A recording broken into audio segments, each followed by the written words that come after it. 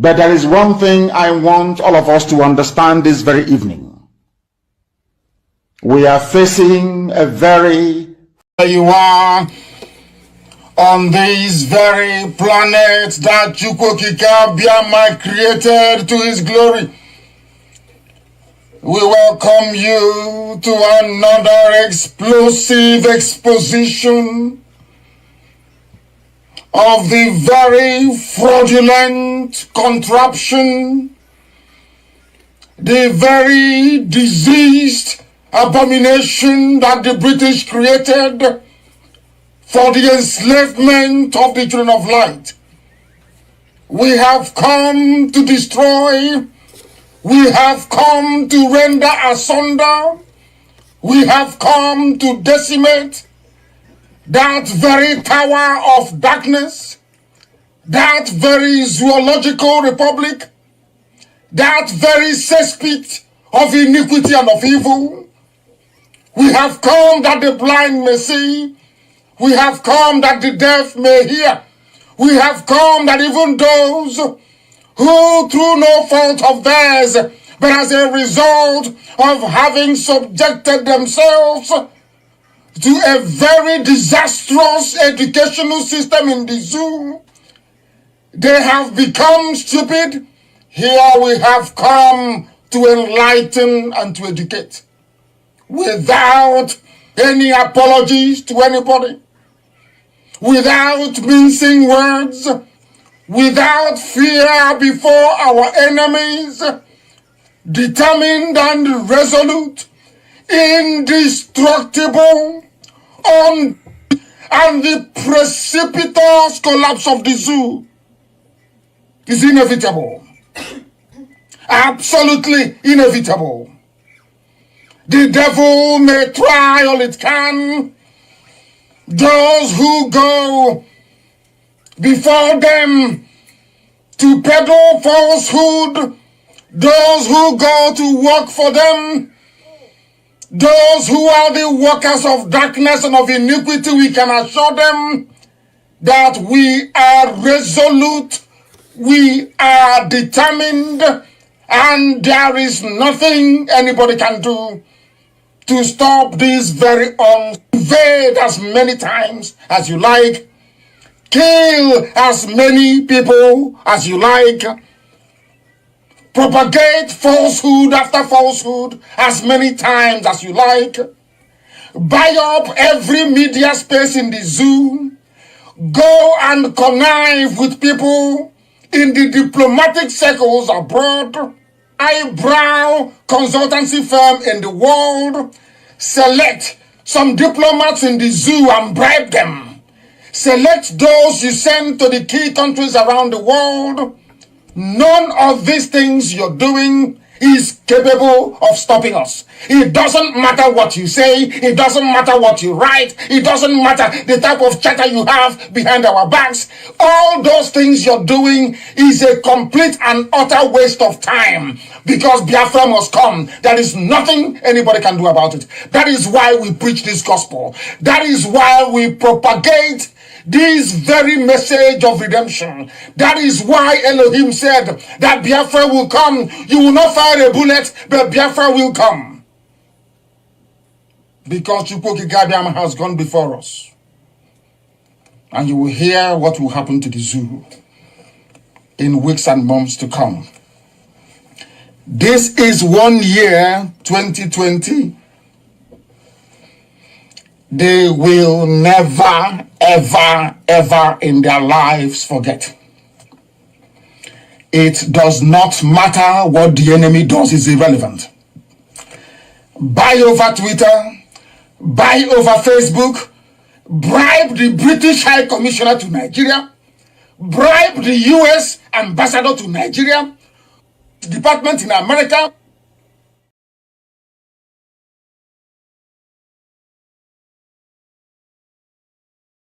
But there is one thing I want all of us to understand this very evening. We are facing a very formidable array of enemies, both external and within. And we are going to overcome each and every one of these obstacles. That I can assure you. That they may know that the God we worship is an invisible God, not a God that was wrought by the hands of men. For we do not worship idol, and we can never ever worship idol. Is impossible. This very family, this IPOB, belongs to the Most High. And that is how it's going to be until Biafra comes and beyond, to eternity. This evening, I want to place it on record that our enemies are intensifying their attack against us from every corner. I am not saying this as lamentation or complaint. I am only trying to prepare our people for what is to come. You are being prepared for what is to come. The time has come to separate the chaff from the wheat itself. Our march is very, very near. The enemies are trembling, they are quaking, they are doing all they can to try to stop us. But they have failed very woefully, and they will continue to fail. But I want to tell you that we are getting attacks from everywhere all over the world. And very soon, they will buy over some of you. They will buy some of you over. The spirit of Oba Biasika and Ifajuna are still in some of you. When the time comes, they will buy you over. I am not doing this program tonight to ask all of you to be strong. I am doing it to remind you, not that if they succeed in buying you over, you're not going to stop what we are doing. You can't. You cannot. Not in a trillion years. But I need you to appreciate one very simple fact. That at the end of this very race, everybody will testify that indeed Chukwuokike Abiama, the same God of Israel, of Abraham, Isaac, and Jacob, the same God of Ehiri in Aguleri, the same God of Umweri, the same God of Ora-Eri, the same God of Owe-Eri, the same God of Arochukwu, not to be nobody, the true God, one true God. You will know that indeed, not only is he omnipotent, that same God is the owner of this very agitation. No human being can stop it. We have enemies, and we need to be very, very careful, both within and without. Very, very careful. The next 2 weeks will be very pivotal. Next 2 weeks will be very, very important in the life, or should I say, in this very mission that we have embarked upon. The devil will do everything. And you are going to watch spectacularly how we are going to destroy and shame the enemy. That at the end, every glory and adoration will belong to God and not to man. Now let us go and tell you what is happening that some of you do not understand. I want those of you who are hardcore, those who were chosen before you were born. There were some people who were chosen before they were born to agitate for Biafra restoration. This is a message for you. Those who from their mother's womb they were born to do this very work. You must be very, very strong. Because Biafra will open the eyes of black people all over the world. Because Biafra will mean that blacks from America, blacks from the Caribbean, from Southern America, they will all flood into Africa. It will be like the time that Yeshua was born. Biafra is like a light, a beacon. They will follow it. They will say, let us go and see what is happening there. That is what these neo-colonialists do not want. They don't want Biafra to come. I am telling our people so they understand. The mountains, I didn't say one mountain, the mountains in front of us that we need to overcome. And for us to overcome it, we need to be very strong mentally, mental strength. Just like when you're doing anything in life, and it appears as if you are being buffeted from everywhere. That is the time that you no longer rely on willpower or your muscles. You go to your brain to endure and to persevere and to keep going until you overcome. That is the stage we are in right now. To make sure that our brain is in gear to confront everything the Janjaweed has to throw at us. We don't have money. Their budget is over $20 billion to fight us. They can bribe Facebook. They can buy them off. They can do anything they like. They can come to some of you and bribe you off.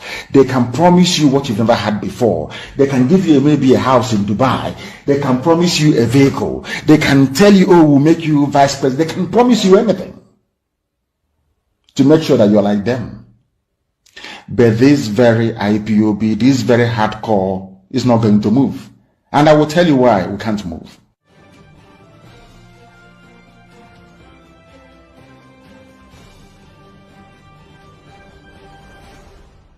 We have tried to live in Nigeria designed by Great Britain and handed to us. We have found it difficult to live in that Nigeria. We have fought a civil war, killed so many people, and still we have the same problems reoccurring. Perhaps the time has come to revisit the very foundations of Nigeria. Nigeria is an evil entity, very, very satanic. You want to change the narrative. It's IPOB, they're the aggressors. I saw some women, was it yesterday? Give them their Biafra. We don't want to die. Look at murderers calling other people murderers. Can you believe such nonsense? The Fulani leaders, you cannot win. You cannot defeat IPOB. You people were the ones that established many terror organizations in Nigeria in a bid to overwhelm the country and take over the territories for your Fulani people. IPOB became a stumbling block to that very janjaweed expansionist tendency. True or false? Am I lying? You were ruling Nigeria before, doing everything you like, controlling NMPC, controlling the seaport, customs, everywhere you were ever. Now, finally, because you felt that you subdued everybody else, now you can now march on with your foot soldiers into the east. Because you've taken over Yoruba land, of course, I know that very well. You came and we said, no, you can't come into this land to take it. Come and do your business and go. You said no. Now, because we defeated Mietiala, you now brought in police and army with official uniform, official badge to come and kill people. And I also want to remind Twitter, because they're listening. Twitter, please.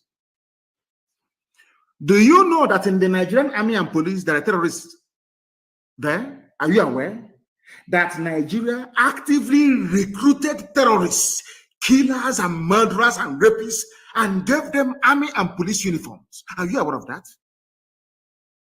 How can anybody, Yoruba journalists, how can you people in your infantile stupidity refer to Nigeria as having an army or Nigeria police? Or where are those terrorists that they conscripted into the Nigerian army and Nigerian police? Where are they? People without shame, where are they? I'm asking you. Fulani, you want to change the narrative? Of course not. They want to put the blame of insecurity in Nigeria on IPOB. Can you believe that? Can you believe these people? Can you believe them? Can you believe these people? And luckily, as God will have it, they are slaughtering themselves in the north. But IPOB securing the east are the ones to be blamed for the insecurity in the east. There is a clip I want everybody to play, please. Who opposed them opened his mouth and said, I invited the army to come into Olo. There was nothing happening. Fulani, who opposed them gave Fulani land in Olo to do Ruga, Fulani settlement.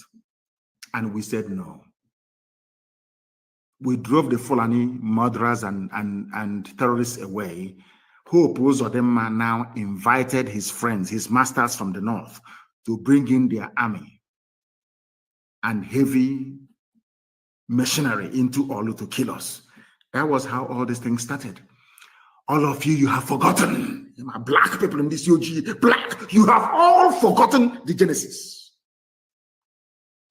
The same way that all of you that are blaming Boko Haram is a terrorist group, Boko Haram, what they're doing. But when Nigerian police were busy killing their leader and killing everybody else, all of you were just there drinking Fradununu.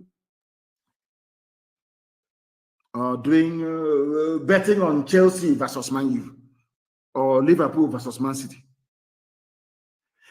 Nigeria army and police will go out and commit atrocity upon atrocity. All of you will be there, you keep quiet. Any day, those people out of anger rise up and retaliate. All of you baboons and monkeys will start writing rubbish. Do you know why? Because you have no conscience, you have no soul, you're a black person, you are the embodiment of evil. Is the truth. I don't care who bans whoever or whatever, I don't give a toss. I must preach the truth. Black people are wicked. By nature, very wicked people. That is why you forget the atrocities that your police and your army always commit. You forget. In a twinkle of an eye, you forget. Our army, our police. Now listen to me very carefully, please. You are blaming ESN, whereas it is the same Fulani terrorists masquerading as headsmen that are responsible for orchestrating all the insecurity in and around Nigeria. Fulani, you have Boko Haram. Fulani, talking about insecurity in the east. Hey. Whereas 91 people were slaughtered yesterday. Yesterday, they were killed yesterday. You have the guts. You people have no shame. You have the guts to stand up and be talking about insecurity in the east. And you're a senator from Kebbi State or Kebbi, whatever they call it. And 91 of your constituents were slaughtered. You didn't see it. You are talking about east. Fulani, who formed Boko Haram. Fulani, who formed ISIS in West Africa province, ISWAP. Fulani, who formed Miyetti Allah. Fulani, who formed Ansaru. Fulani, who formed these headsmen and bandits you claim are foreign. Fulani, who brought out murderers and killers and terrorists from prison and gave them military and police uniforms. It is you people. You have now spread them around the country, causing mayhem, abducting people from schools. These are the same play. Hi, this people there. Ha, Fulani, you think everybody's as stupid as you are? You go, you kidnap students from their schools in the north, you get ransom, you buy more arms, you embolden yourselves. You have the guts to conduct a live press conference talking about insecurity in the East. Don't people have shame? Anyway, you don't.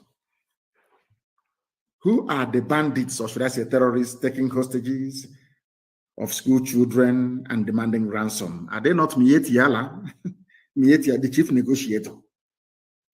Who are the people destroying farms, raping and killing their victims daily around Nigeria? Fulani. Fulani. You know what? How they manage to convince some of you is what I find astonishing, despite the overwhelming evidence. How they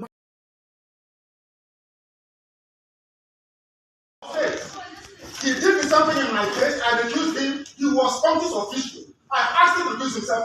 Why did the chief judge not insist I must write? He left my case. Okay, listen. If anybody is not happy with this, which is you, then you need to go and No, I cannot. Because I have a court order. I have a court order. You have recused yourself. I have a court order. Anybody who disagrees with this order of court, go to appeal court. That's what you tell me all the time. You are conscious official. You cannot preside over this case number again. Not in this life.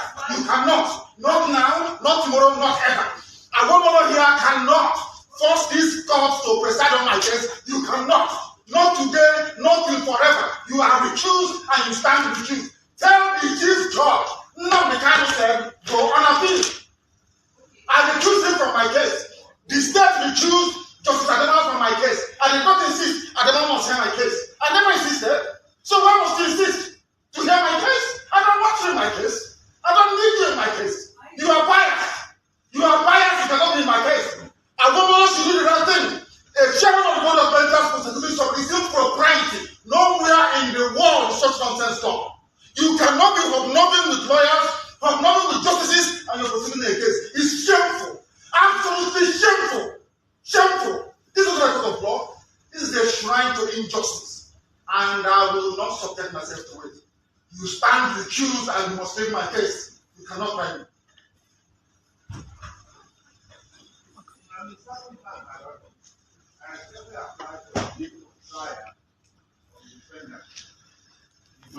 This man is not paying attention. There is an order of recusal, and he's a senior advocate, for goodness sake. There's an order of recusal. Is that not the rule of law? The law says if you disagree with this, you go and appeal. You are a grown-up man. Because of 300 million, you're behaving like a child. Go and appeal. Because of money. Because of money they're paying you from ATM surface, you are here standing and smoking evil. Because of money. A grown-up man like you. You say you have to want to behave like a man of honor.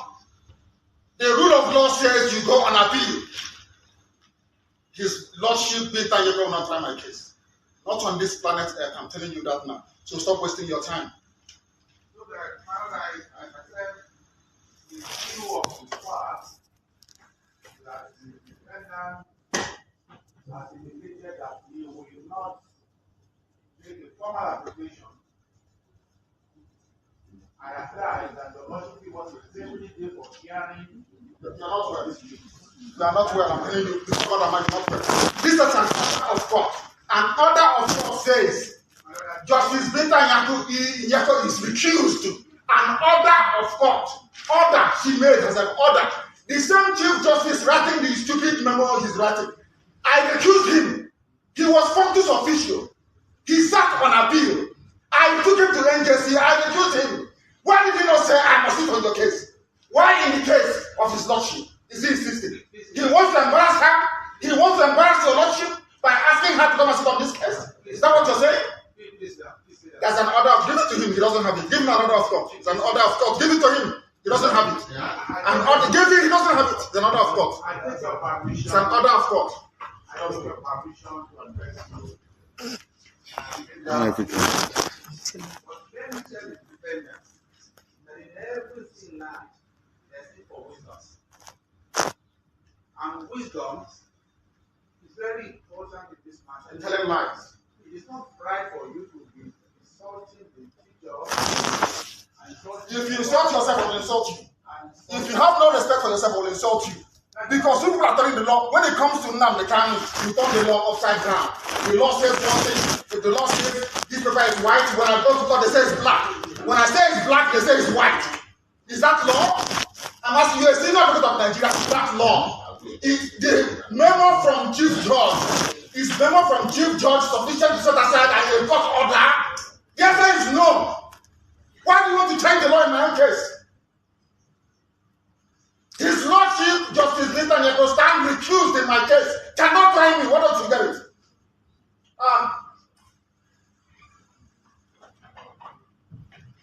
Giving you definitely get for trial so you can do your mathematics you always do. People without shame.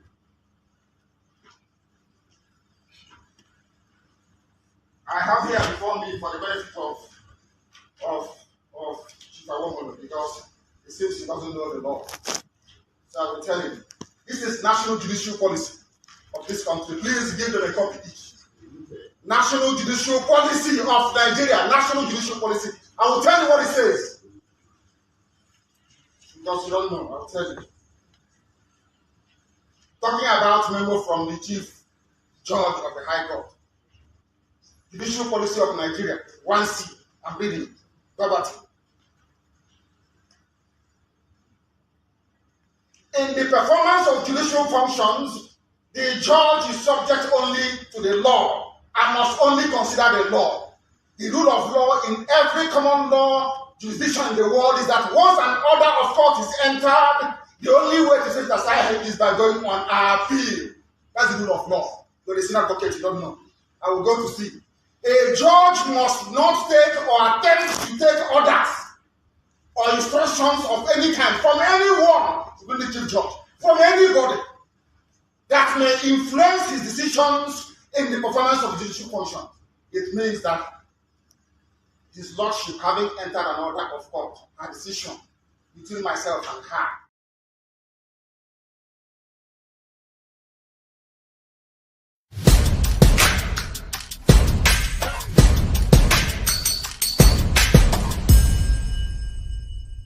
The foundation for the liberation and independence of Biafra has been laid by this government, and it is very, very strong. We build this particular foundation of the liberation on solid rock. Are you not seeing it? We are not shaking.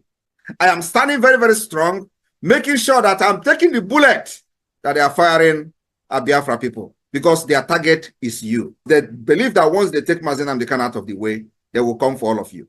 That is exactly what is happening in other parts of Nigeria, because nobody is there to stand on the way for them. And they are annihilating people, killing them, sending them to IDP camp. I told them, you see this face, okay, deceive them very well. To deceive you. The momentum of the Biafra liberation today have necessitated all the discussion you see. Everybody is talking. Release Mazi Nnamdi Kanu. Why are they keeping him? Some of them claim that he was not fighting the way I'm fighting, but you kidnap him. Some of them are now addressing him as a gentleman, but you went and kidnapped a gentleman. They say, oh, he's more reasonable. He's not, but you kidnapped him. What were you thinking?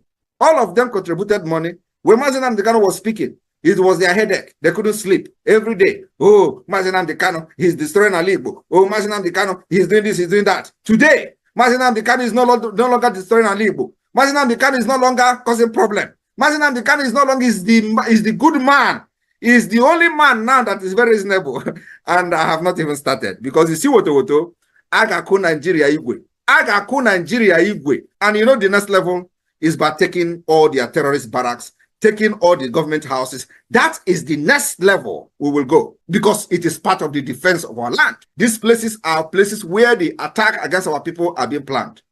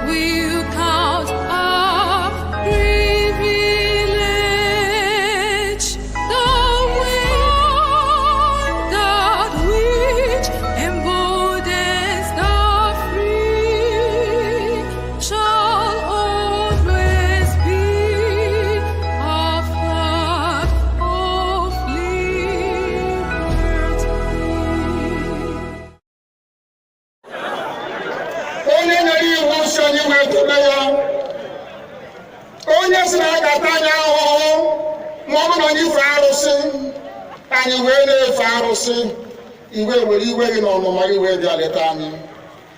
Ụmụ anyị wee na-anwụsị. Ụfọdụ nọ n'ụzọ ije ha anaghị alọta ụlọ ọzọ. Nne na nna wee na-ata ahụhụ, wee na-ata ikikere eze. nwaanyị kunie ka ọ gaa ubi gaa rụọ ọrụ Fulani chiri ehi bata ebe ala gịnị n'iyi okwu ebepụ ya isi anyị bụ ka anyị kpọpụ onye nwe anyị n'ugwu Awụsa ahụ ejide anyị wee gbuo ihe ọbụla anyị mara aka n'ime ha si na ha aga n'ihu elekwa ọdụ ụgbọ mmiri n'igwe ọcha bụ ememiri agha nke dị na Kalaba otu aka ahụ anyị na-ala nsọ ebe Biafra bụ ndị kọstọm sokwenye anyị n'etiti anyị anọghị n'ime mmiri kama kọstọm juru ebe niile ha wee na-ata anyị ahụhụ anyị kwesị kpọta anyị ka kpọchie anyị kwesị kpọta anyị ka gbagbuo anyị onye nwe anyị na Chineke na nke bi n'igwe ọ bụ ụzọ dị anya ka isi wee hụ ndị iro anyị n'anya wee karịa ndị nke gị akwa anyị bụ ụmụ Chineke akwa ọba aha anyị ka anyị na-aza akwa ọba anyị nwe na-aza ike Chukwu akwa ọba anyị nwe na-aza amara Chineke akwa ọba anyị nwe na-aza Chisom akwa ọba anyị nwe na-aza Chizoba nna nke dị nsọ onye ime eluigwe dịka otu onye iro bi na anyị bụ ụmụ gị bịa ka iwe zọpụta anyị bịa ka iwe napụta anyị n'aka ọjọọ ihe bịa ka iwe lụọrọ anyị ọgụ bịa ka iwe tịtụ ozu ọ bụ ọkọwa mgbe emilere Goliat Chineke nna nke igwe wee memire Fero sikwa otu a mee ka Fero gbagụzọ n'ihu ụmụ ndị IPOB ka o wee taa akwụkwọ ikuni ụtọ ọzọ ị ga na-edu anyị n'ụzọ niile nke ezi omume ọ bụla adịghị na anyị na-aga ndagwurugwu onyinye ọnwụ ọ bụ gụ nwa bụ ekekere n'igwe n'ụwa onye ọbụla kere gị nweghị mmalite nweghị ọgwụgwụ kama anyị onwe anyị bụ anọkwa ahụ ofu ụbọchị anyị ga-anwụ n'ezie kama marakwa na okwu gị na-anọgide gị mgbe ebighị ebi ọ bụ ya mere anyị ji were gị n'anya isi anyị wee na-asị nna nke dị nsọ bịa ka iwe gosi anyị Biafra na ndụ na abụghị n'ọnwụ bịa ka iwe mee ka ebe gị na amara gị wee kpuchiri anyị ka uwe bịa ka iwe zọpụta ndị nke gị bịa ka iwe mee ka Biafra wee bịa ka anyị na-ewetụta na nsọpụrụ na ịja mma site n'aha dị onye bụ Chukwu nke abịa ma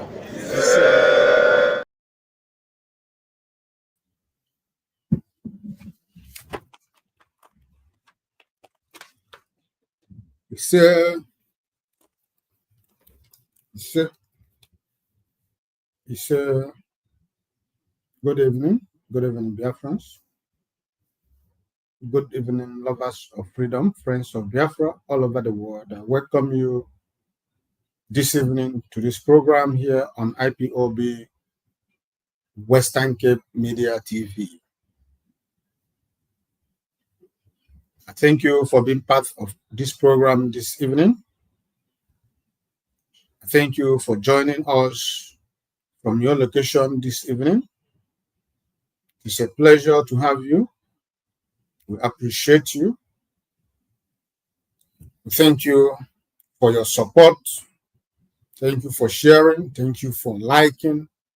Thank you for even commenting on our programs. I welcome you all, Biafrans, friends of Biafrans, lovers of freedom, wherever you are seated this evening. I welcome you. I say that who has brought you to this point will continuously guide, protect, defend you. Whatever your heart desires are, Chukwuabema will grant it without looking back. It is already counted for you as righteousness for associating or being associated with this struggle for Biafra liberation. Thank you, fellow Biafrans, and I want to invite people to this program this evening.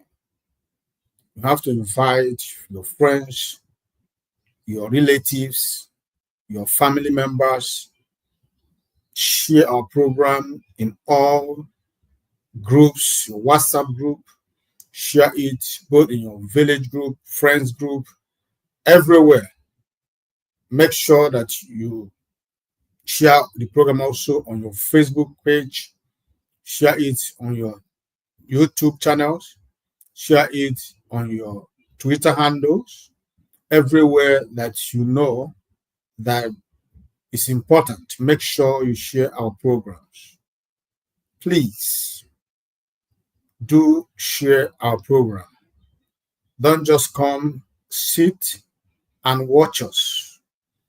You need to make sure that other people are also participating or partaking to this message of freedom, message of liberation that we always preach from this platform, IPOB Western Cape Media TV. Do not just come and watch us and go away. It's very important that you remember to always share and like, comment. We need to know and understand that you are following, you understand what we are doing. We need to know if you have contrary opinion on any matter or every matter that we treat here. If you are going to the right direction, you can as well encourage us by liking our programs, making sure that other people who are searching for where they could hear the truth, because the truth is that Radio Biafra is a place that has been bastardized and messed up by those who have lost total touch from this the liberation of Biafra. So going there is amount to useless, you know. So here on this platform, IPOB Western Cape is one of its kind. This is a place you can hear it the way it is, without fear, without favor, without massaging words, without deceit, without propaganda, without any kind of saga in it. We are not here for that. We are not here to chase clouds. We are not here to draw people for entertainment sake. We are here because we are serious people. We are determined to restore Biafra. We are like yesterday. So whatever we are doing, saying, is geared towards the restoration and liberation of our dear nation, Biafra. So as you are joining us, make it as a duty before you relax to hear us share the program.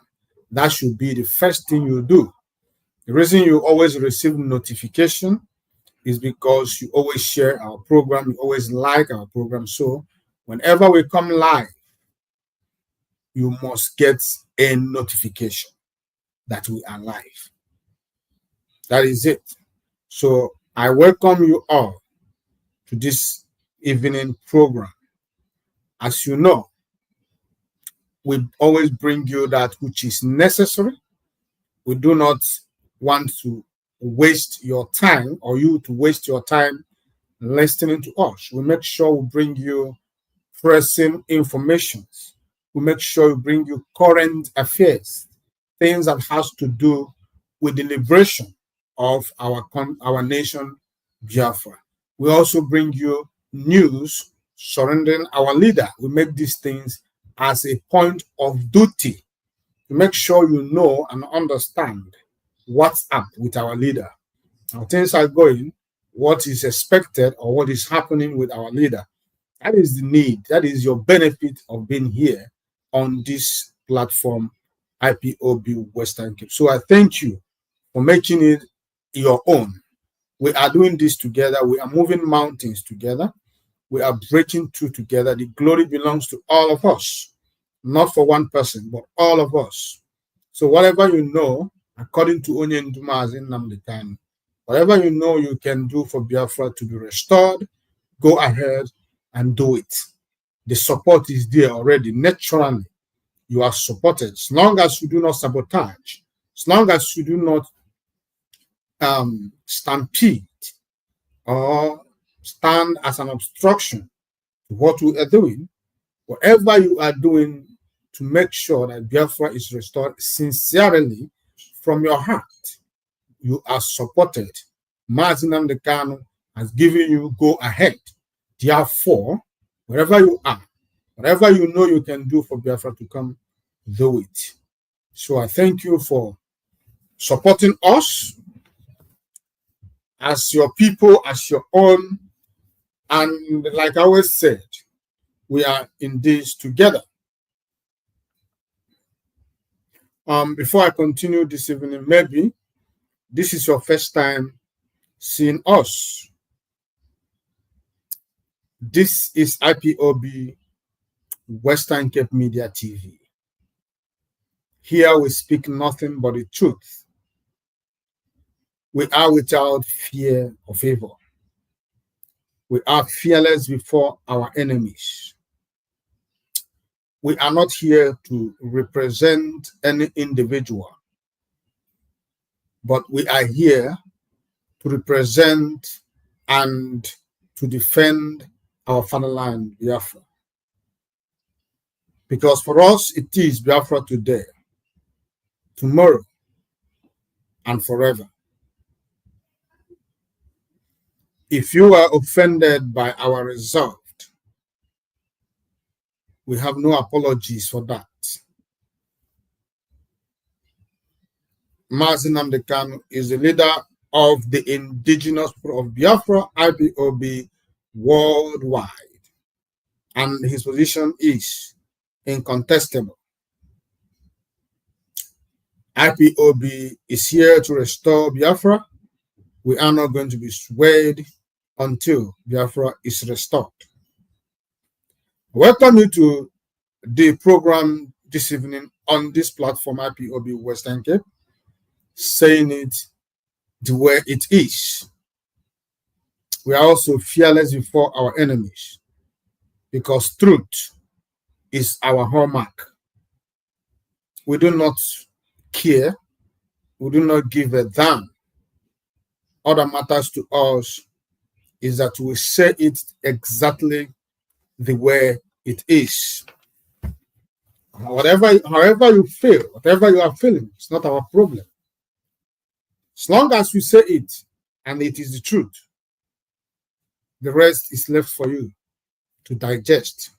Either to be angry, to be pained.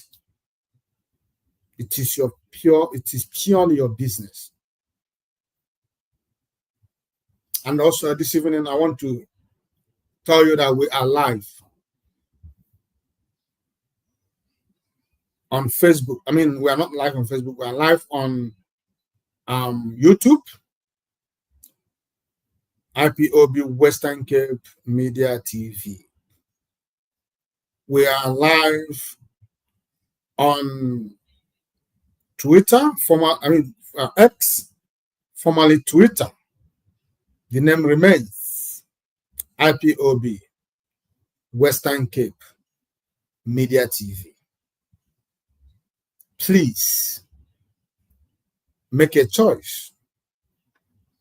Wherever that is suitable for you, you can join us live and direct.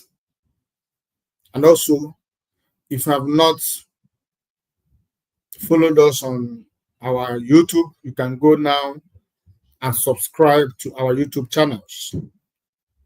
And also, if you're not following us on our X, you can as well follow us there.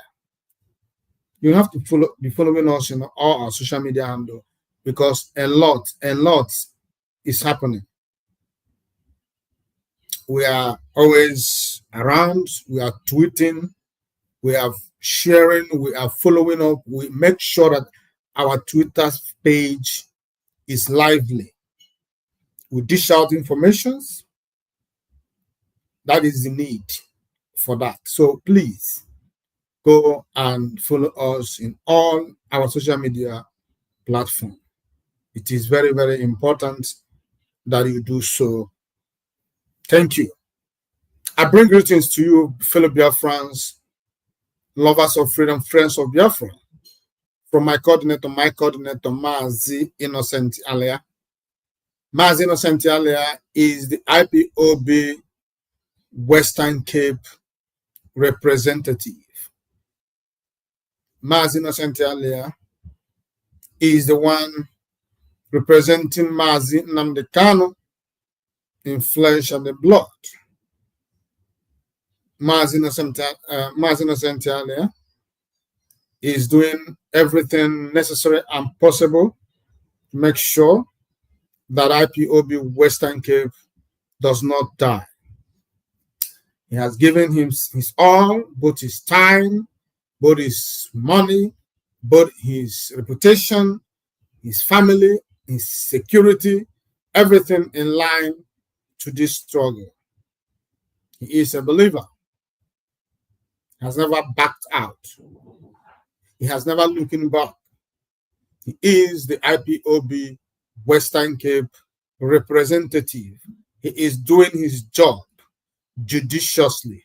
He is doing his job without looking back. He is resolute and he will never back down as long as this struggle is concerned. And I want to remind you about the criminals that were created also by the same criminals in DOS. The so-called DOS, or should I say defunct DOS, created a parallel IPOB. They came here, divided IPOB, and created their own and called him DOS representative, not Biafra representative. That is why I make it as a duty for you to understand who our representatives are. Mazi Innocent Army. He is the only person representing this zone, IPOB Western Cape.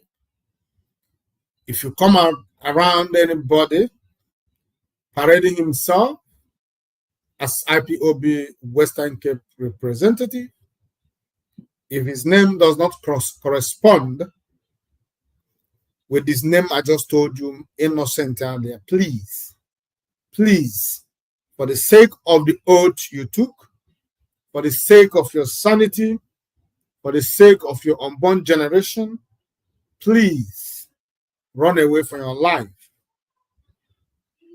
They do not represent IPOB.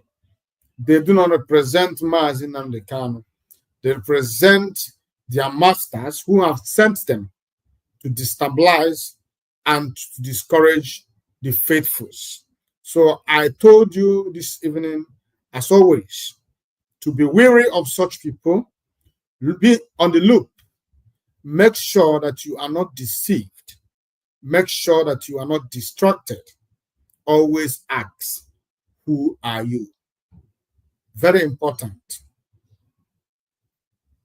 I bring greetings to you from the IPOB Western Cape Executive. Men are doing everything they could for the propagation of the restoration of the sovereign state of Biafra. Men are working day and night assiduously as prescribed by IPOB Code of Conduct.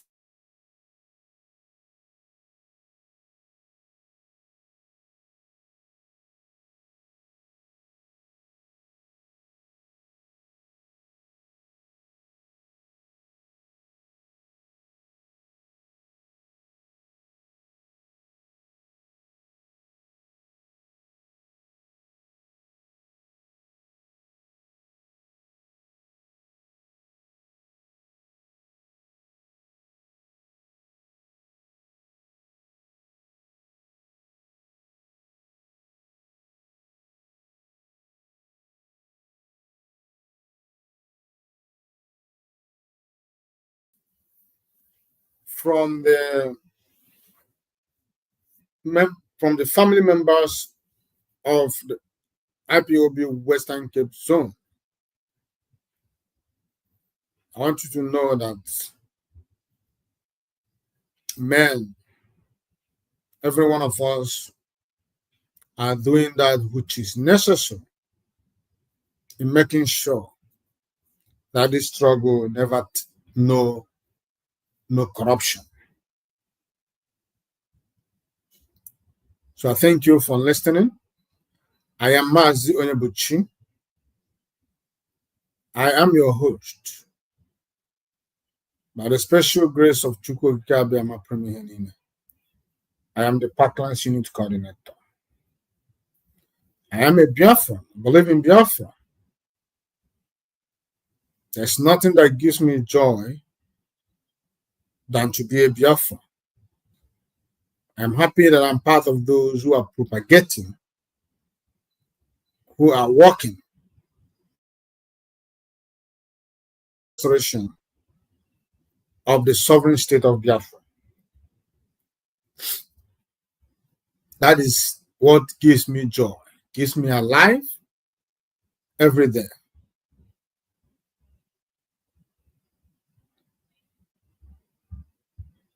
So I thank you for coming here. I say to you this evening, good morning, good afternoon, good evening,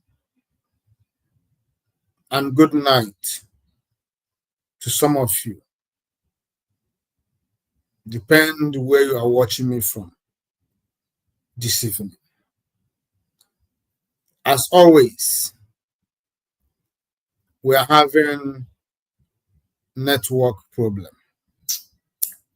It's a problem that I'm doing everything necessary possible to put it to rest forever and ever. I made a very terrible choice by choosing this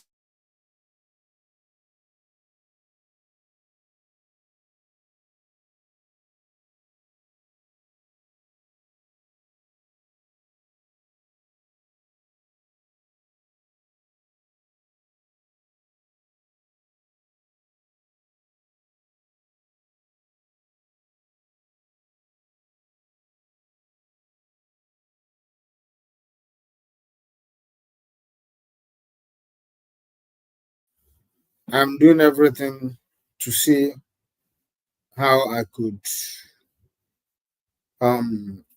fix it once and for all. So please bear with us. It will pass. I know that our program is being interrupted. You know, everything is happening and nothing is working out the way it should. But we must continue. I'm being distracted by the network problem, but I know that very soon it will stabilize and things will start to flow the way they should. So please continue waiting, bearing for us. Do not be tired of our network issue. It is my fault that I made this choice, and I'm paying a price, like I said. So let's go. Let's go. Thank you. I hope that from here it will be better. So if you look at the topic of our program this today, the topic says those behind the insecurities in Nigeria knows themselves. Those behind the insecurities in Nigeria knows themselves. That is the truth and nothing but the truth. That is the truth and nothing but the truth. But before we go to the main topic of today, I just want us to talk about the leader of the indigenous people of Biafra, Onyendumazin Nnamdi, and the court case coming on the 21st of March 2025.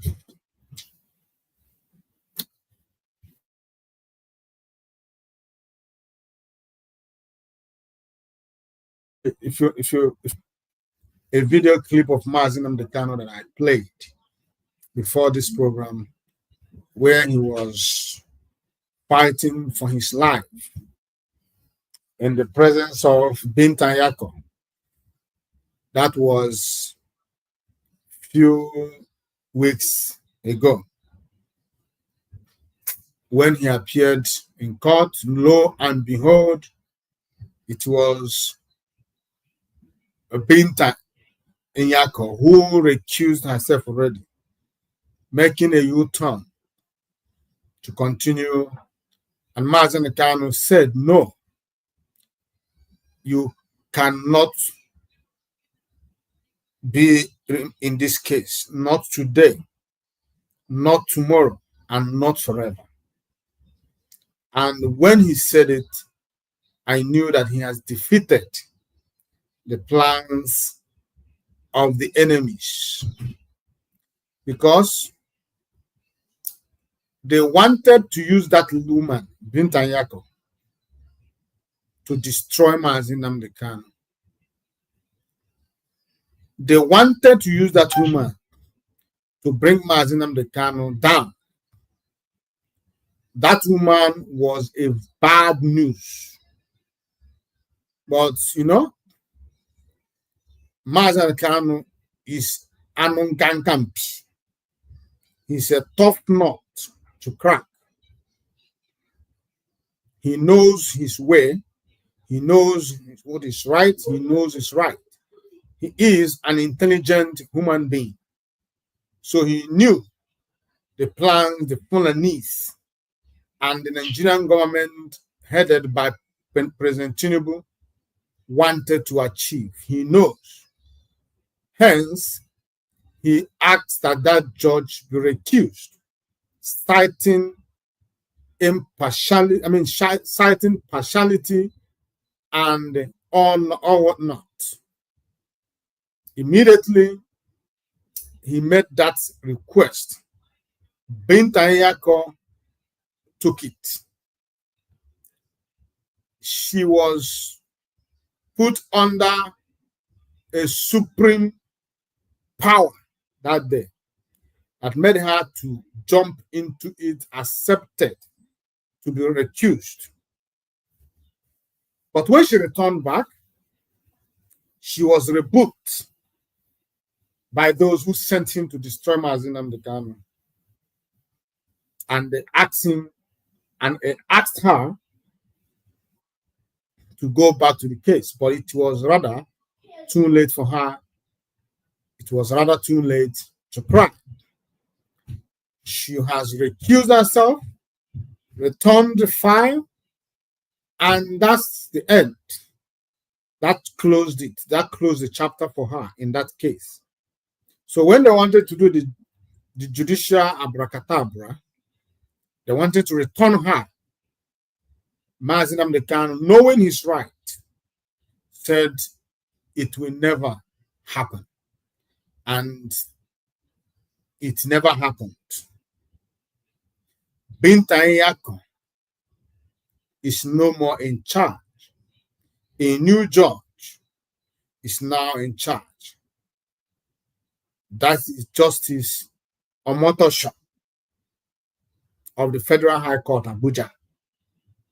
That is the current demon that we all have to face. Because the truth remains that there is no difference between the Fulanese and the Yorubas. They are the same people in the same mission to destroy, to steal, to kill, and to destroy Ndi Igbo. That is the mission of Yorubas and the Fulanese. So we are not there yet. We understood what we are facing. We understood the danger ahead. We understood that these people have ulterior motive. There is something that they want to achieve with this case. But what we are promising them today and tomorrow and forever is that which they all plan to achieve in this case, they will never see it coming. They will never touch it. It is not possible that Mazi Nnamdi Kanu will be convicted in Nigeria. First, Mazi Nnamdi Kanu did not do nothing, has not done anything that is wrong in the eyes of the law. Hence, Nigerian government is struggling, doing everything to see that they succeed in turning an innocent man and convicting him. But today, we are assuring them that current concern, they will never succeed in their quest. They will never succeed in their evil intentions against Mazi Nnamdi Kanu and the entire Biafra. What Mazi Nnamdi Kanu was doing is not wrong. Everything that Mazi Nnamdi Kanu shouted, cried over against the Fulani intents in Nigeria, against the Fulani terrorists coming to destroy every souls and lives in Nigeria, everything has come to us. It is happening today. It is happening in the West, in the North, in the East. It is happening both in every corner of that contraption called Nigeria. No place that is safe in Nigeria. People are being unalived every now and then, kidnapped, ransom taken. There is a lot of atrocities, human trafficking going on in the high in Nigeria. A lot of evil things are happening. Mazi Nnamdi Kanu saw it over 10 years ago.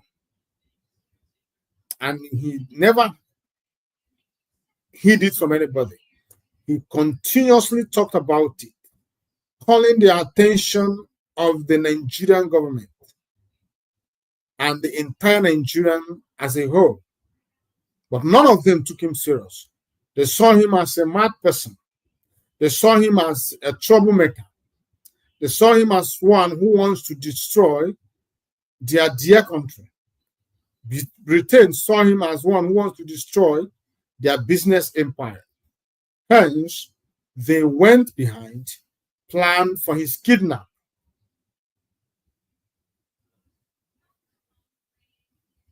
So there is no way Nigerian government could convict an innocent man. They could, maybe in the past, they tried and succeeded, but not with Mazi Nnamdi Kanu. Not with Mazi Nnamdi Kanu. They will never succeed. What Mazi Nnamdi Kanu was championing, or is championing, is self-determination, the freedom of his people, as it is entered and signed by the Nigeria. And today, exercising that right is not a crime. There's no way you can convict such person. You can say anything you want. You can call him a terrorist because he is trying to exercise his right. Mazi Nnamdi Kanu is never the first person to be tagged a terrorist. So many freedom fighters was tagged terrorists. So Mazi Nnamdi Kanu is not the first one. And we IPOB, we are not afraid to be tagged terrorists. What we are doing is fighting for the survival of our generations unborn. Nigeria has proven severally that they could not secure us, they could not protect us. Nigeria has proven beyond every reasonable doubt that we are not wanted, accepted into their folds. Now, Mazi Nnamdi Kanu and IPOB came and said, may we have our own separate country where we will be at least sure of our security, both lives and our properties. But Nigerian government of Nigeria and Britain said no. That is why Mazi Nnamdi Kanu is going to be appearing in court on the 21st of March. So I want you to make a date with 21st of March. I want you to continue to hand this case over to Chukwuokike Abiyama. Also, this new judge, I've tried to research about him to know what we will be expecting. One thing that I know is that he is a zoo judge. He's a Nigerian judge. He operates under the corrupt system of the Nigerian judiciary. He is not to be trusted after all. He's not to be trusted. There's nothing to be trusted about him. We are all waiting and expecting him to do that which they are known for. But what we are promising them is that, you see, this case of Mazi Nnamdi Kanu, it will be the end of Nigeria. It has already started. Nigerian government went, kidnapped a man, brought him back to Nigeria illegally, and they are expecting to convict the same man for crimes he did not commit. And Nigerian government thinks that they will succeed in this evil quest they entered. It is not possible. It has never happened. It will never happen with Mazi Nnamdi Kanu. So I want you to make 21st of March a date, please. We all need to be on, those who could be on ground. And people don't no more go there because they disappear people, they harass people, they do everything. So wherever you are, wherever you will be on the 21st of March, 2025, please make sure that you pray, you keep praying, believing that this judge will disappoint. But I know they will never disappoint.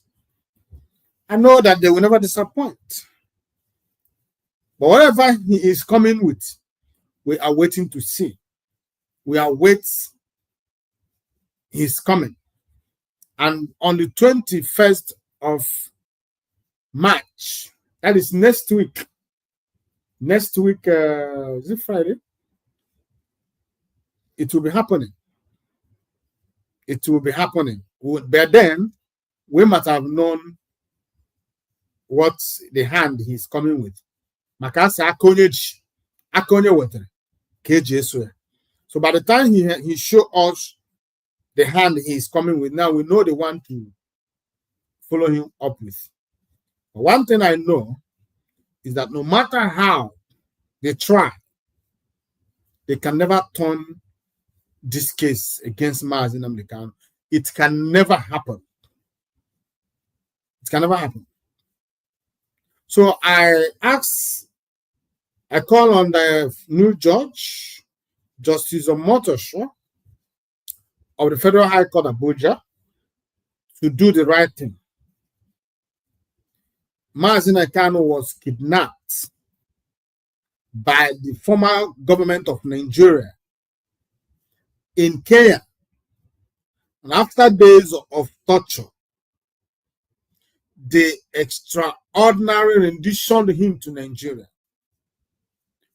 What I'm asking Justice Omotosho now is, this action of Nigerian government, is it right or wrong?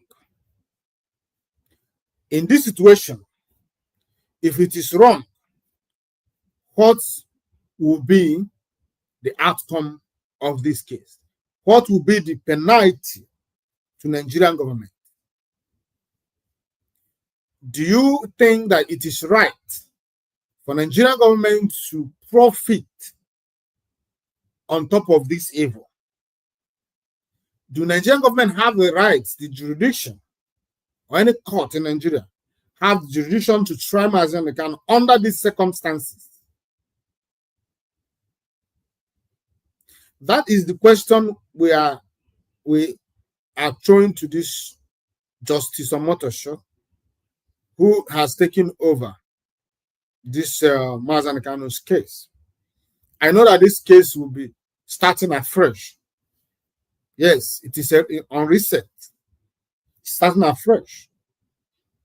So we are going back to the main cause, why we are here, what brought us at this point.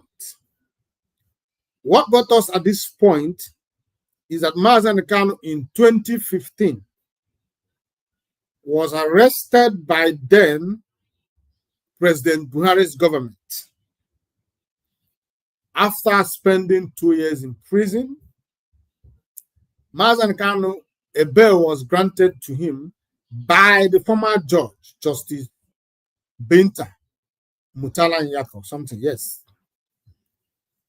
While Mazi Kano was enjoying his bail, preparing to go to court, on the court date, the Nigerian Terrorist Ministry, Air Force, police, and the rest of them came to Mazi Kano's house in Umwai and Ibeku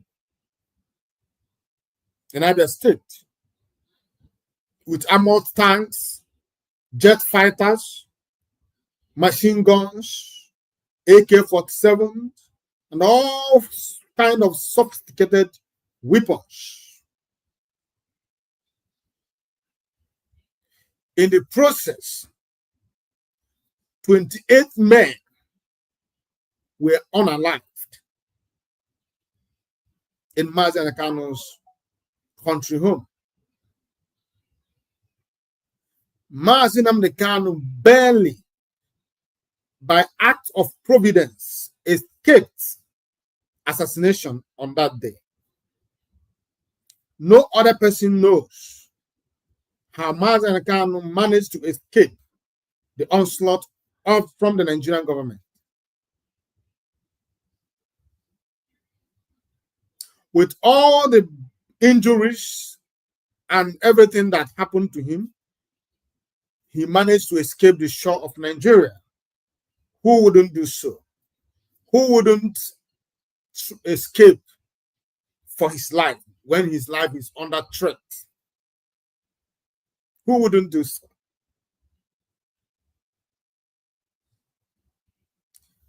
When Mazi Kano escaped, later on, he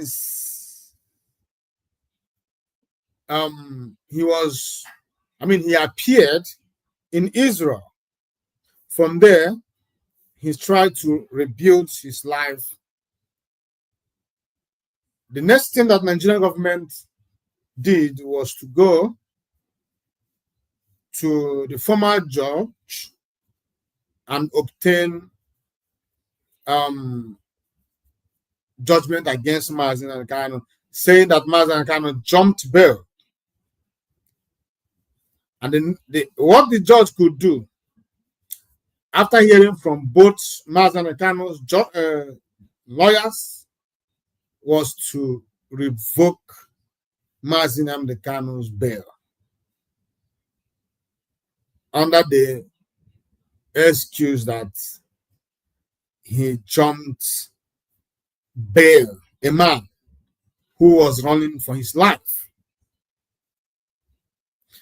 Binta Nyako did not penalize Nigerian government for attempts to silence Mazi Kano. It should not do so. Rather, she revoked that bill.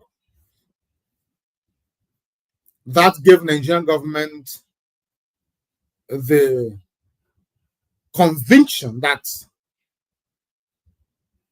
it is to, if anywhere they could see Mazi Kano, the next thing to do was to kidnap him. When they found out that Mazi Kano visited Kenya, Kenya being a corrupt country, they gave Nigerian government the access to do whatever they wish with Mazi Nnamdi Kanu.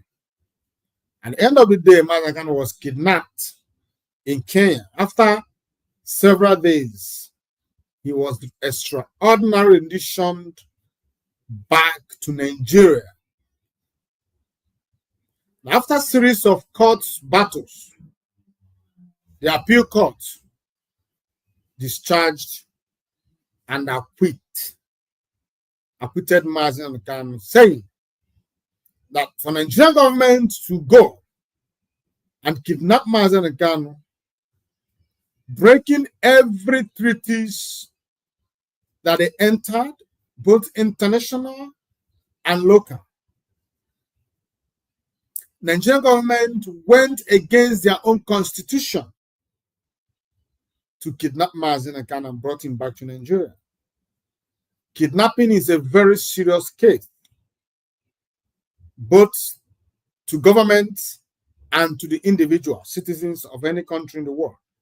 Whenever you engage in kidnapping, it is a very, very tough issue. So Nigerian government went towards this direction, kidnapped Mazi Nnamdi Kanu, brought him back to Nigeria, and took him to the same judge who, in the absence of his lawyer, remanded him in DSS dungeon, where he remains up to this moment. Every effort to get her to send Mazi Nnamdi Kanu to proper prison fell to a rocky ground. So when the appeal court discharged the case of Mazi Nnamdi Kanu, immediately Nigerian government, without first obeying the order of the appeal court, or rather the judgment of the appeal court, by releasing Mazi Nnamdi Kanu, went to Supreme Court and got a court injunction or whatever it is called to stop the judgment of the Supreme Court. And as you already expected, Nigerian judiciary being corrupt, granted Nigerian government the stay. And that was how Mazi Nnamdi Kanu was not released. And after a series of court battles, Supreme Court reached a judgment that Mazi Nnamdi Kanu, they acknowledged that Mazi Nnamdi Kanu, the Nigerian government committed crime.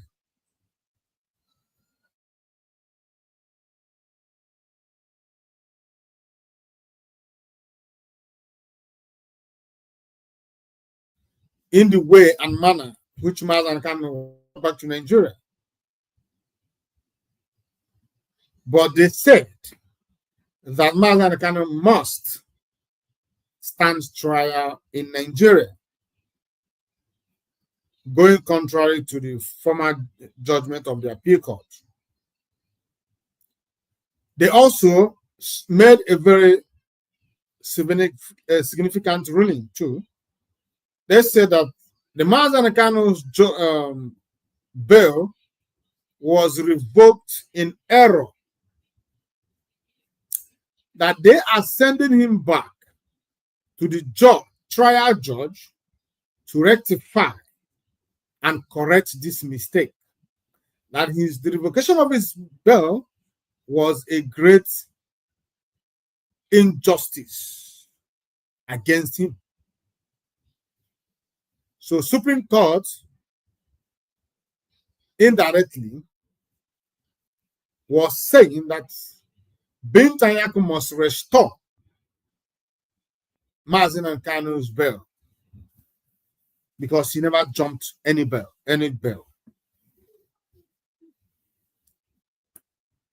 Now, when that case was returned, Binta Nyako extracted from the case from the judgment, the ones that she think, or rather thought, that would benefit her and her masters, the Nigerian government. Not for the interests of justice, but for personal interest. She chose to accelerate the trial of Mazi Nnamdi Kanu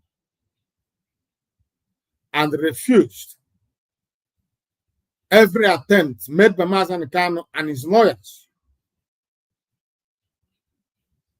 to get her to restore his bail or grant him a fresh bail, fell abortive. She refused completely. That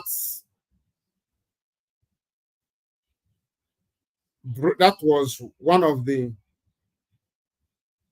things that made Mazi Nnamdi Kanu to ask her to recuse herself, because the Supreme Court of Nigeria also questioned her impartiality in the case of Mazi Nnamdi Kanu. They also pointed out her being indifferent to Mazi Nnamdi Kanu. So all these things put together made Mazi Nnamdi Kanu to arrive to the conclusion that this judge came to steal, to kill, and to destroy him. Hence, he requested that she recuse herself, which she accepted and recused herself. And that is what brought us to where we are today. That is why you, Justice Omotosho, is here today. That is why you are the one to sit on this trial. All we are asking you to do is to do something different from what the former judge did. We just want you to do something different. We are not asking you for a favor. No. Nobody's asking you for any favor. All we are asking you to do is to do what? To do the right thing. I want you to know that all we expected from you is to do what? To sit on the right position where you could see things from the right perspective. And also we ask that you purge yourself of every atom of corruption. Whatever you as a Yoruba man were feeling like about us, Ndibo and Biafrans, should not in any way affect your judgment. Do the right thing. If Mazi Nnamdi Kanu is wrong, convict him. If Mazi Nnamdi Kanu is not wrong, free him. This is all we are asking for. We're not asking you to do us any favor. If Mazi Nnamdi Kanu did anything wrong against Nigeria, against the government of Nigeria, then do the needful. And if he is right, if he did not do nothing, but exercising his right, also do the right thing. Nigerian government committed this evil, and they need to pay for their evil against Mazi Nnamdi Kanu. Not Mazi Nnamdi Kanu paying, because there is nothing to pay. So, Biafrans, I just want you to remember that on that day, we all need to be in Abuja, in our spirit, prayerfully waiting to see that this judge do something different from the former judge. I believe that he is not a novice in this case. Though he was not the one handling this case, but he was following up. He knew, he saw how everything was going. That is why I believe that he is going to do something different. That is my own belief. I am not trusting him. After all, he's a Yoruba man. The hatred for Ndi Igbo remains monumental. But in this case, in this instance, he does not have no choice. Not his president, Tinubu. Nobody has a right to do anything because our eyes are open. And we are watching and we are waiting. All we ask for is that the right thing to be done. So, Nigerian government should free Mazi Nnamdi Kanu. They should free him. He committed no crime. That is what I have to say. I just want to remind us of that day, the 21st of March, 2025. It's a day we all are waiting for. And there is reason for it to be, this case to fall on my bed. This is my birthday month. So there's a reason it fell on this month. And I know that reason must be fulfilled. No man can change it. Thank you. Now, remember that the topic to this program this evening said those behind the insecurities in Nigeria knows themselves. And if you remember, there was a video I played, or I usually play before I start this program, about Mazi Nnamdi Kanu. Why Mazi Nnamdi Kanu, when he was talking, and I think in 2021, before his kidnap, he had a program where he was talking about the insecurity in Nigeria, the insecurity in Southeast. He mentioned the tribe or the ethnic tribe that is behind the insecurity in Nigeria. When I say in Nigeria, I mean the entirety of Nigeria, those that are responsible for every insecurity in Nigeria, which is Fulani tribe. The Nigerian government is aware. They know. They support and they abet the Fulanis. They are the people behind the insecurity in Nigeria, and they know themselves. Those in power, many of them are supporters of these Fulani terrorist herdsmen. So they are the ones who, shield these people, protect the Fulanis terrorists. And Mazi Nnamdi Kanu was saying, the Nigerian government were trying to put the insecurity in the eastern Nigeria on top of IPOB. Now, you ask yourself, who are responsible for the insecurity in the entire north? Fulanis. Who are responsible for the insecurities in the entire west? Fulanis. Who owns Boko Haram? Fulanis. Ansaru, Fulanis. ISIS in West Africa, Fulanis. Al-Qaeda in Maghreb, Fulanis. Terrorist herdsmen, Fulanis. Bandits, Fulanis. Over 6 terrorist organizations by Fulanis. These Fulanis are both in the east, west, and the north part of Nigeria. But when it comes to the north, it is Fulanis that cause the insecurity. When it comes to the west, it is the Fulanis causing the insecurity. But when it comes to the eastern Nigeria, as they call it, Biafra land, it is IPOB.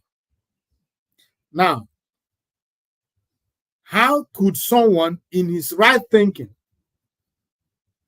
believe this trash? As Mazi Nnamdi Kanu would say, as a black person, you are evil. That is why you pretend to forget something that just happened yesterday. You pretend that you do not remember. But the truth remains that as a black man, you are embodiment of evil. That is why you look at IPOB, an organization that is fighting for the liberation of the people. You take people who goes about with just flags and music instruments, singing, dancing, creating awareness. You turned around and looked at them and called them terrorists. Why the real terrorists are there, you look away.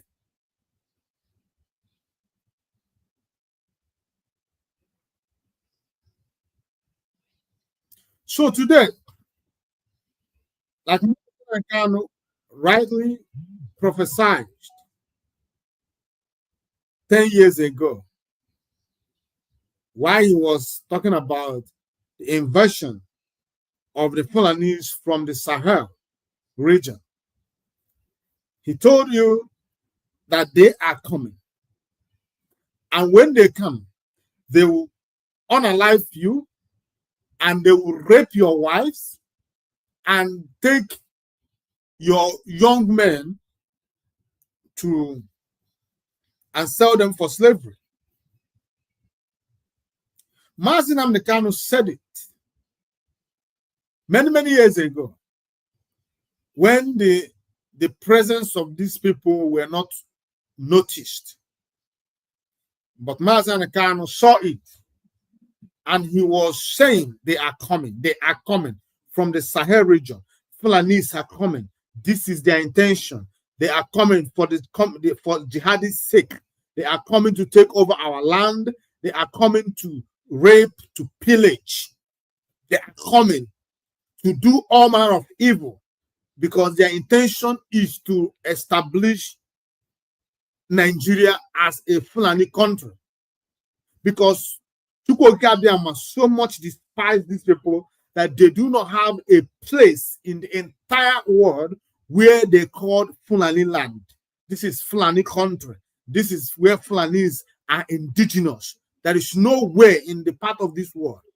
The only place that they had such kind of history is in a place, I don't know if it's in Mali or in Central African Republic. The den of vultures. That was where these people came from. They do not have a place they could call home.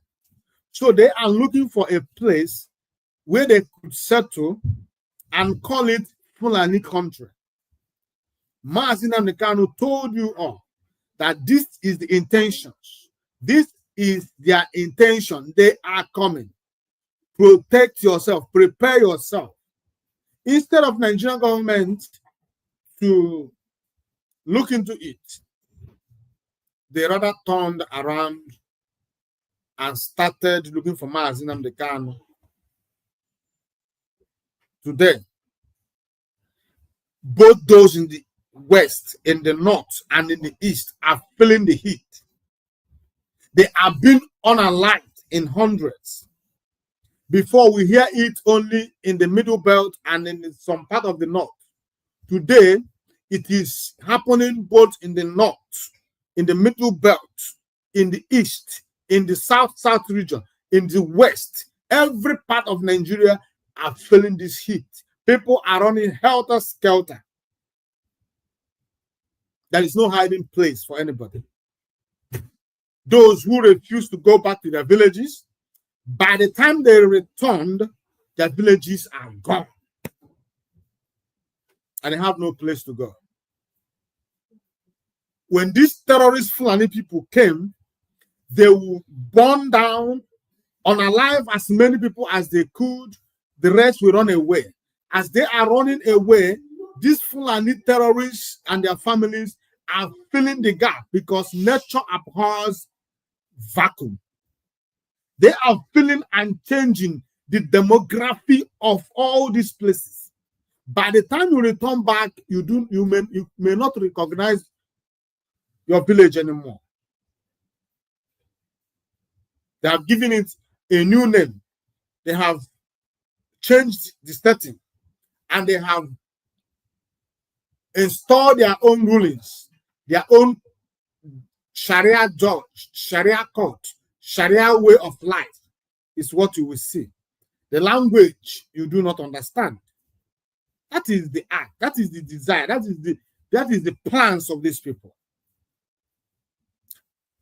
As I'll be showing you this night, this evening, I want to show you result of some of these things, both in the north or in the middle belt, in the north and middle belt, in the west, that is Yoruba land, and in the east, that is the Biafra land.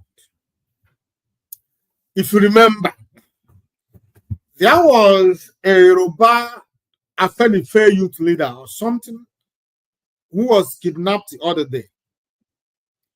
When he was kidnapped,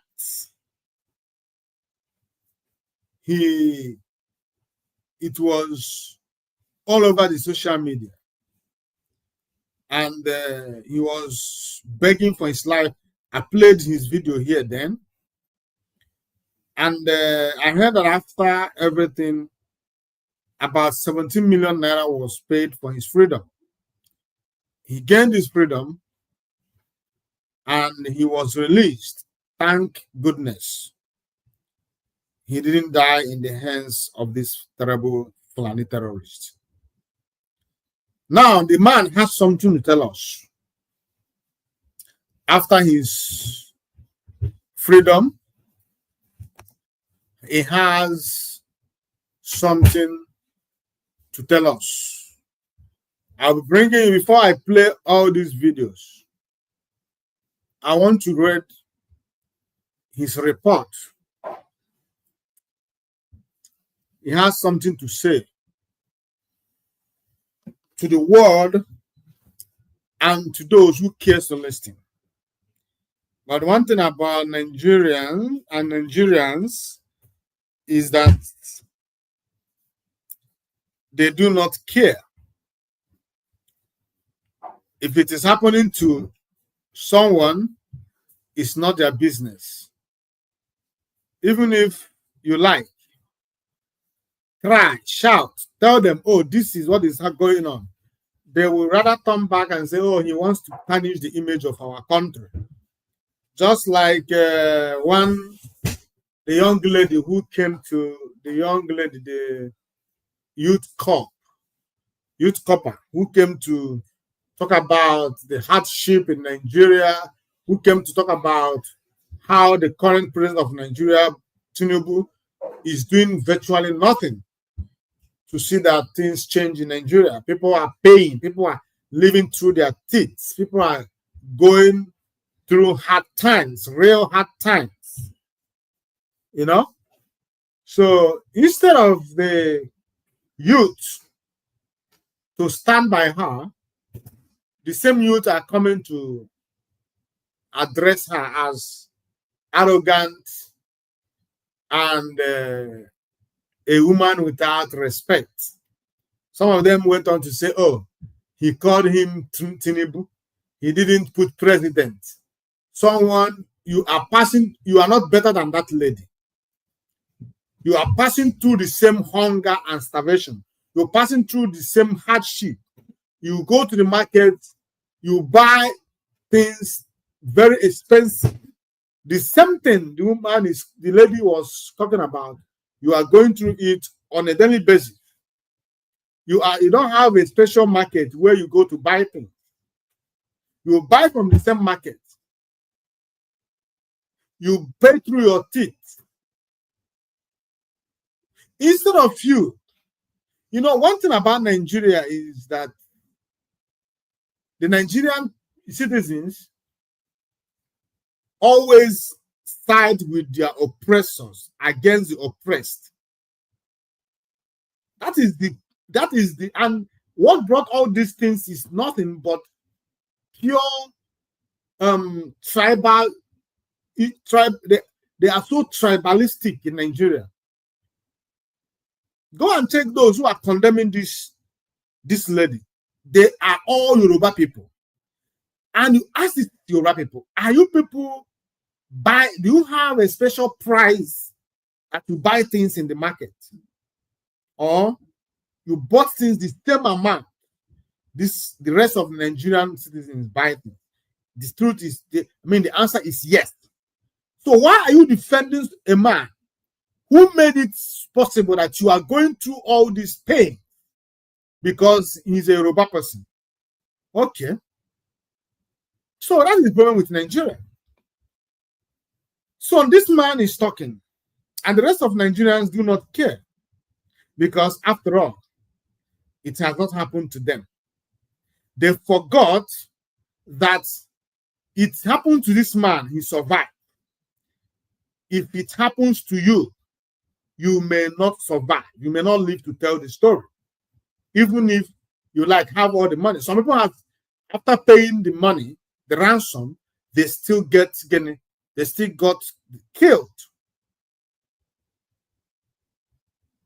So this man is calling the Nigerian citizens, the Nigerian government, telling them what he found out, why he was with these Fulanis. Now, let us go and read his report. Now, I read. This is from Sahara Reporter.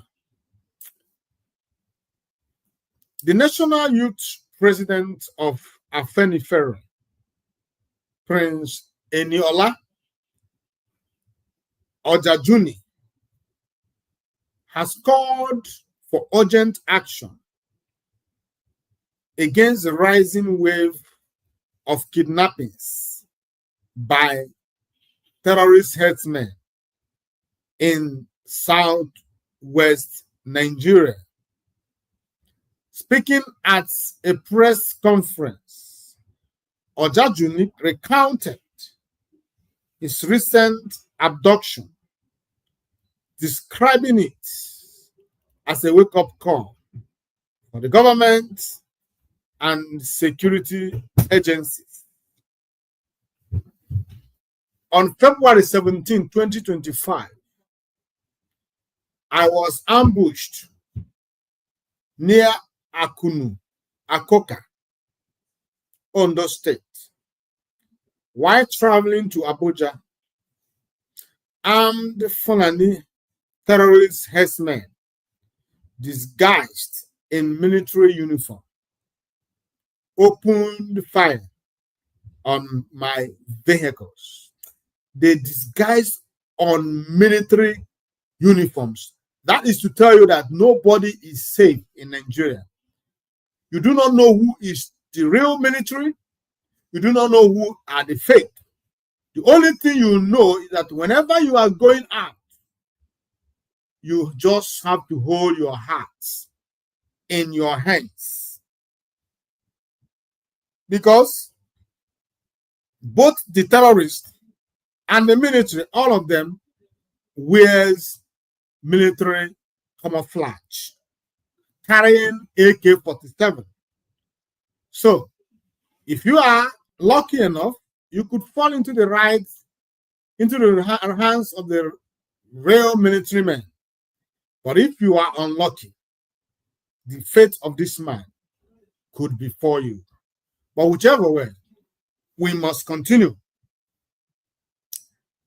He continued, hitting it with 19 bullets before abducting me and others. He revealed. Ojajuni narrated how he spent 12 days in captivity, suffering 2 gunshot wounds, one narrowly missing his spinal cord, alongside severe physical abuse. I was beaten 72 times daily and witnessed fellow captives, especially women, being brutally mistreated. The kidnappers were well organized and heavily armed, wielding over 20 AK-47 rifles, he said. According to Ojajuni, the kidnappers have set up multiple camps across the region, using advanced technology to track victims and evade security forces. He provided alarming figures: 27 camps in Ondo alone, 16 in Ekiti, 7 in Osun, and 5 in Ogun. These are terrorist cells in these states in Yoruba land. Only Ondo have 27 terrorist cells. Ekiti have 6. Osun have 7, and in Ogun they have 5. These are terrorist cells, and you know that Nigeria has security, they has military, they have intelligence units, they have DSS, they have all manner of security agencies. But you see all these cells, terrorist cells in all these states in Yoruba land, they were operating uninterrupted. That is to show you that government is aware. They are directly involved in the insecurity going on in Nigeria. How could you explain that terrorists have 27 camps, terrorist cells in one state, and government is not doing anything about it? These people are moving about with uninterrupted. They are moving about fearlessly because they knew that the government has their back. They have their back. They are protecting and defending them. If you as an indigent of one of these states, if you rise up to try to defend yourself, and in the process of defending yourself, you get one of these Fulani terrorists killed, the next thing the Nigerian government will do is come, arrest you, put you in prison. After a series of judicial abracadabra, they will convict you and send you to death by hanging or by firing squad. In Nigeria, self-defense against Fulani terrorists is a very severe, it's a terrible crime. You do not self-defend yourself. You surrender yourself. Give your neck to be slaughtered. Raise your two hands and pray that they did not end your life completely. That is what is going on in Nigeria. I will be proving to you tonight. I will continue reading. He also described how his ransom payment had to be relocated from Ekare to Ibilo after the kidnappers detected security forces tracking them. They thoroughly searched my phone, blocked certain numbers, and monitored social media to remain undetected, he added. Ojajuni urged the Southwest Governors Forum to convene a security summit with youth representatives to address the crisis. He proposed establishing a Southwest Youth Security in collaboration with the Inspector General of Police and the Nigerian Forest Guards team to enhance intelligence gathering. This man, are you not here? What about the Amotekun? You are still asking that another security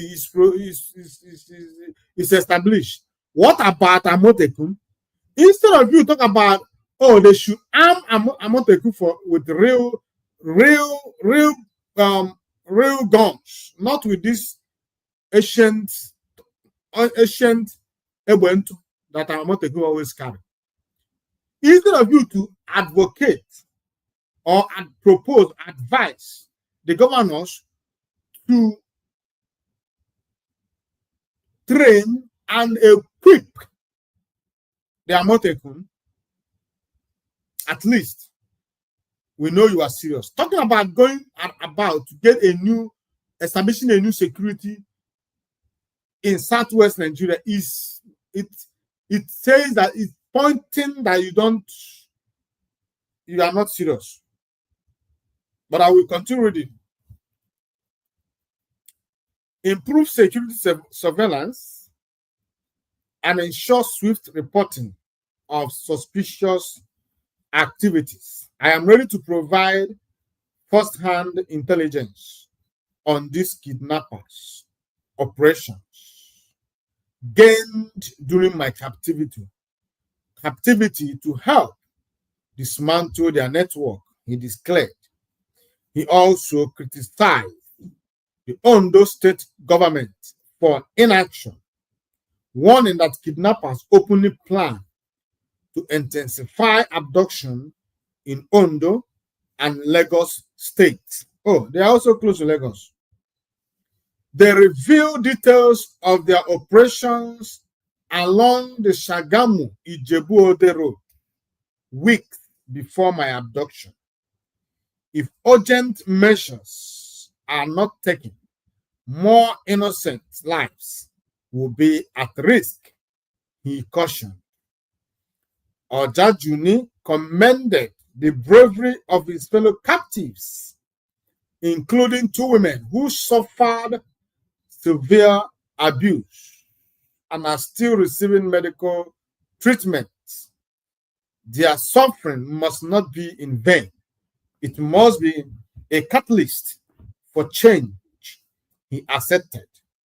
Ojajuni reiterated his call for immediate government action, including deploying additional security personnel to high-risk areas, establishing more security checkpoints along highways and forest borders, enhancing intelligence gathering and surveillance, identifying and prosecuting collaborators, aiding these criminals, and conducting security sweeps in forests across Ibilo, Edo, Ondo, Ogun, Osun, Ekiti, and Lagos.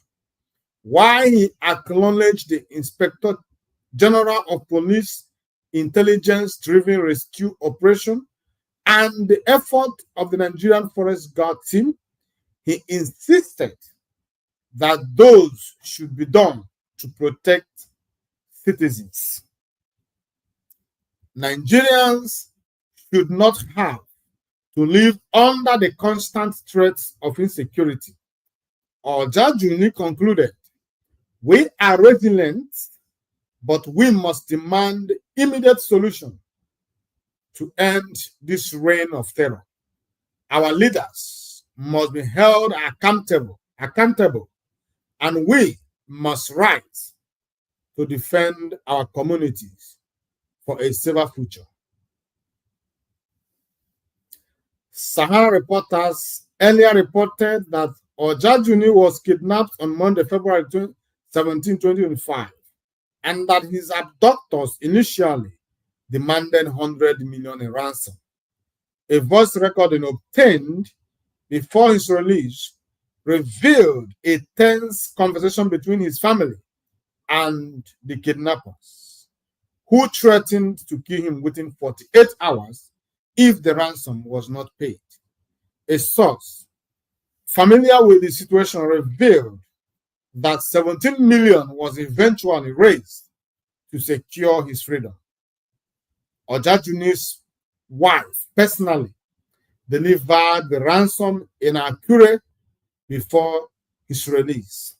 Despite repeated pleas, the Nigerian government provided no financial assistance, and security agencies were reportedly unable to attract the kidnappers' location until the ransom was paid. We heard nothing from the government despite repeated promises, and police efforts yielded no result. We had no choice but to raise the funds ourselves, a source told Sahara reporters. Yes, that was coming from the Afenifere Youth, National Youth leader, who was kidnapped on his way to Abuja. You heard it. Your government did not turn up. They left him for dead. If the money was not raised by the friends and family, by now, this man would have been a forgotten issue. But thank goodness that they were able to raise 17 million, which granted him the freedom that he yielded for. If it did not happen to this man, do you think that he will be here talking about how to stop this insecurity in zoo? It's not possible. Nigeria is a very, very deadly place. Until it happens to you, you do not talk about it. So he's talking about it today because it happened to him. I pray that you do not experience these people. They are terrible. It's not something you could even wish for your enemy.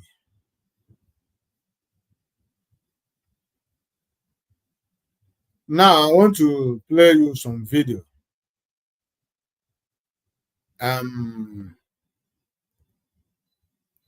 want to play you some video.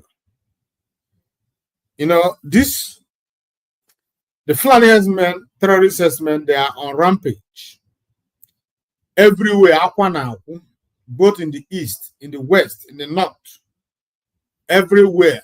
People are crying. Who will come for their help now? That is the question. The government is not willing, and they will never come. They will never come. That is it. They are not going to come.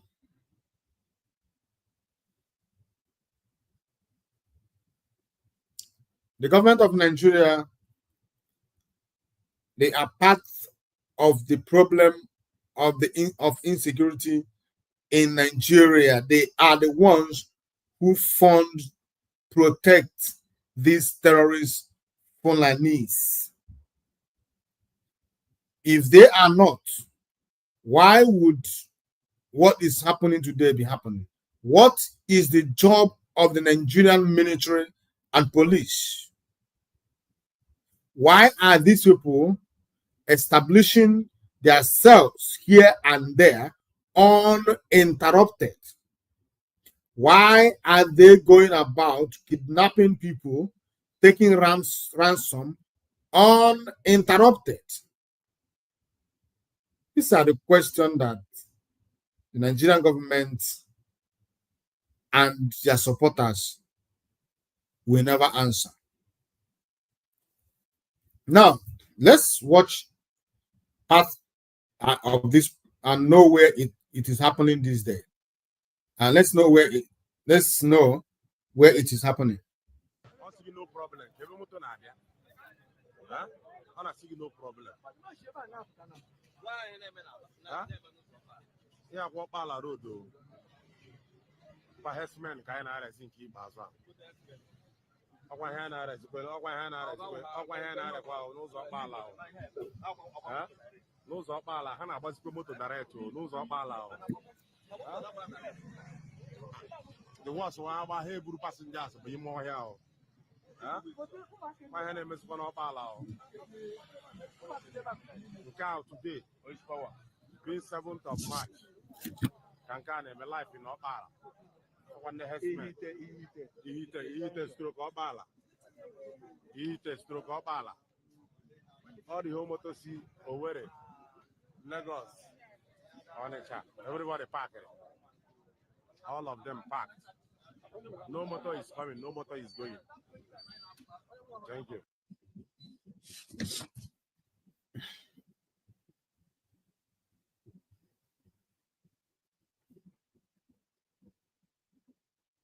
That one happened,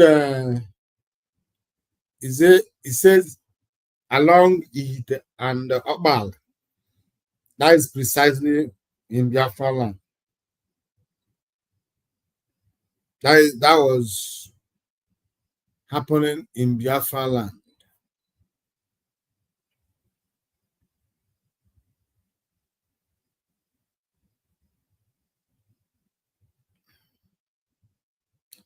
Now let's see another one.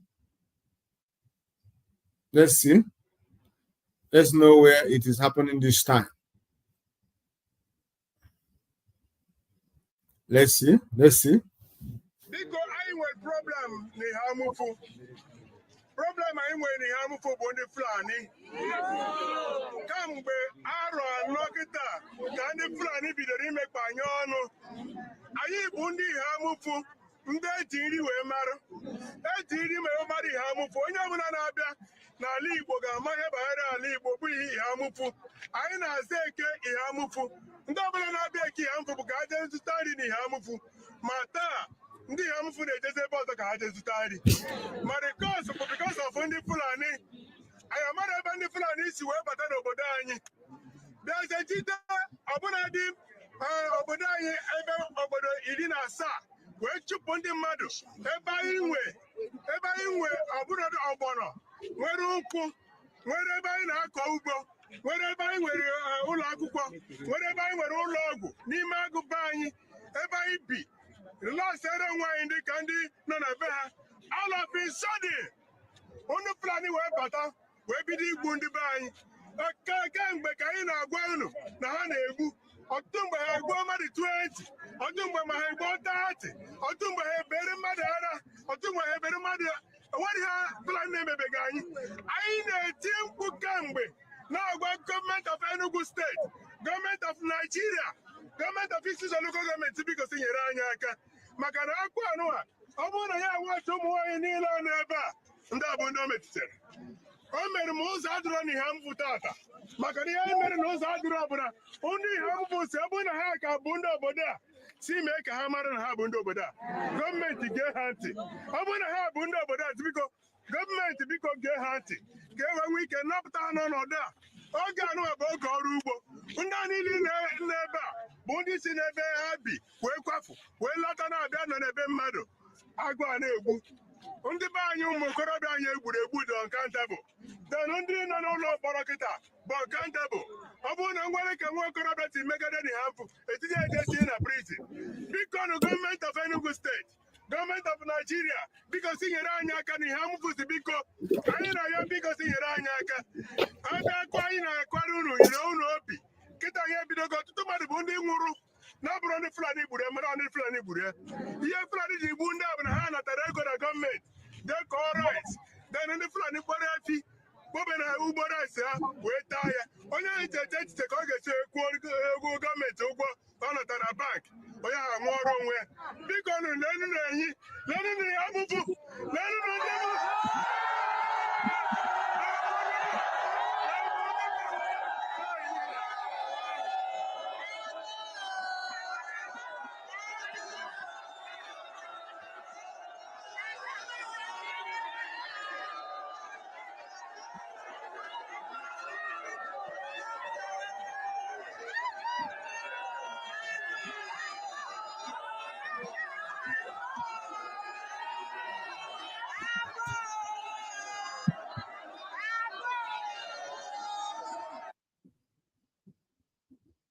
Barrister Emmanuel and I have been working for a number of years here in Nigeria on human rights issues. And this is a sad day, Charles, for human rights in Nigeria.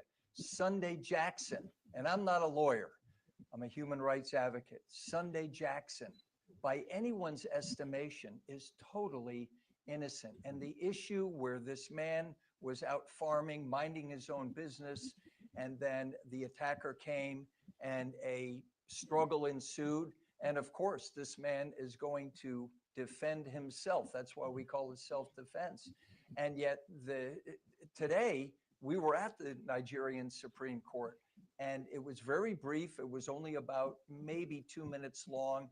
And we just wept at the failure of the Nigerian Supreme Court to say that this man, and they had the opportunity to say this man was totally innocent. We haven't seen all the ins and outs of the decision, but we had the opportunity to meet this humble farmer, this young man who unfortunately his wife abandoned him, been on death row for 10 years. So Sunday Jackson has now become an international case for human rights. Yes, and because so we're going to continue to advocate. I was going to ask you what are the international dimensions of this case? Well, the international dimensions are Open Doors, which is a human rights organization, has recounted that there have been thousands of killings of Christians by Fulanis.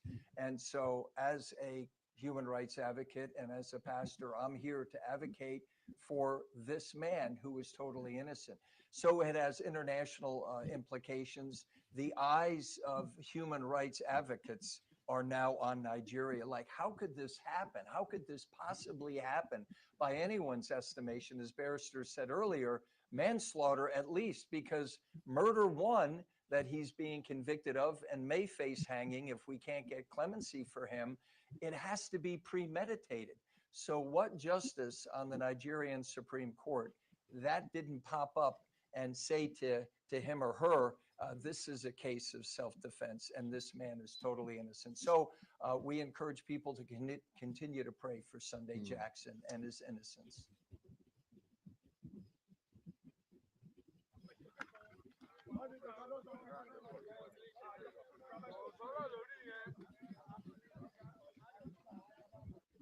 Yoruba Nation, going back. Yoruba Nation, not going back. My name is Abisodun Ifayemi, aka Mr. No Cross. Ẹ wo bí wọ́n ṣe package èèyàn. Ẹ ṣáà ti rẹ́sẹ̀ rẹ̀. Ẹ ti rí. Ẹ wo ẹsẹ̀ rẹ̀ dáadáa.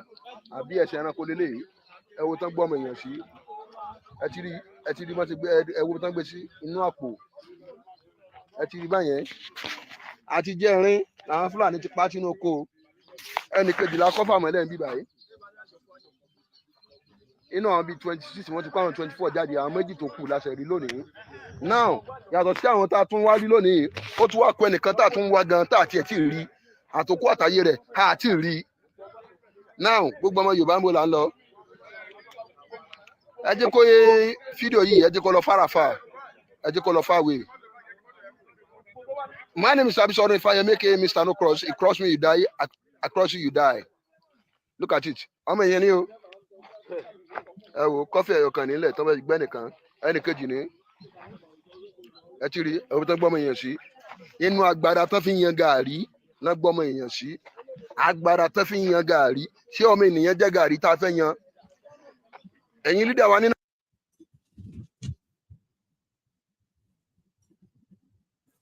See this boy who wait for people kill. Watch the massacre, the atrocities going on in Yoruba land. Let me show you people. What we are seeing now, the previous ones happened in southeast Nigeria. What we are looking at now happened in Yoruba land. Tinubu, where you say you be Jagaban, if you know if you do anything for this thing, now you be stupid. Some of them, I think this one happened somewhere in the middle belt. This is not Yoruba land, I'm correct. The first one I played was Yoruba land. This one was, I think, somewhere in Benue State or somewhere in the middle belt. This is what is happening in Nigeria. The Fulani people are going to villages, leveling it, wiping out everything, and making sure that nobody remains in this village. Listening to the information, the interview I was playing before, that was my people, someone me see what Fulani people the name of by the name Tony Jackson. See person where they kill. Tony Jackson has been they kill 9 people has been in death row. Look at it. Look at people. Look at it. Look at what Fulani people are doing. Let me show you. And the Nigerian and their government are going about their business as if these people are not human beings. As if these are not. Look at it, children, young men. Look at them in their homes being slaughtered by Fulani terrorist headmen. See what they do. Boko Haram. Jesus, see dead body. They go about committing murder, committing all these things. Look at it. Look at human beings. Look at what they did to this person. In his home. Look at him. He's there in his bed. This is blood. See blood. And cow blood.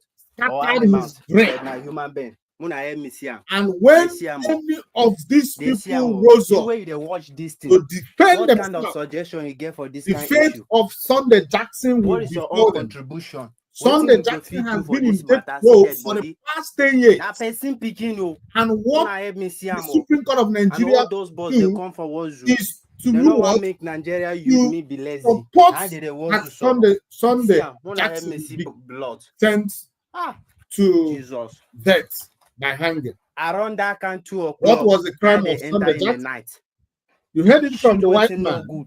good. He was saying that Sunday Jackson was in his farm doing his business. From Asabona, When this that country Fulani was that men happen for our came Not be small suffer. trying to Guys suffer. unalive Go him, tell the escape people.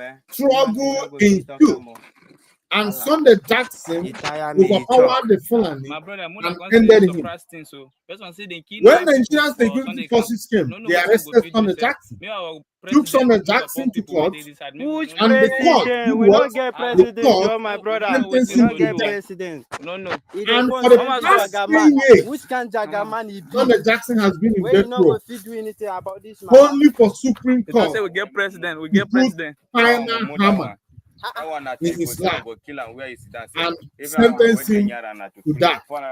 I hear That chair no fit at all. No That fit. means my guy will escape. all My these guy wey people escape yesterday When night small be you are people seeing, go see yesterday night. they do not have right, even if they wake up from their Now, which death. suggestion Now you God get help for am this escape. This matter? man, they wake up, they will never, if they try to defend themselves, Nigerian government will come against them. This one is happening in Ebola. Look at it. He's lucky to be alive. Don't know if he later die, but look at the injury.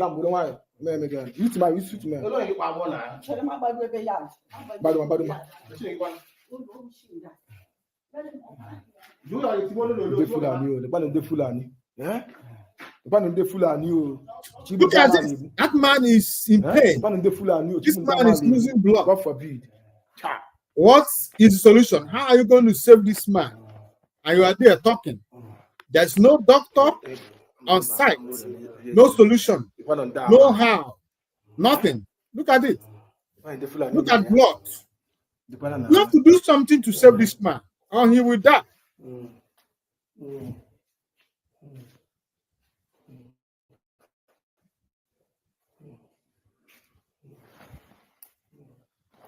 How are you going to save him? Look at it. He's dying. That's sorry. You know, sorry.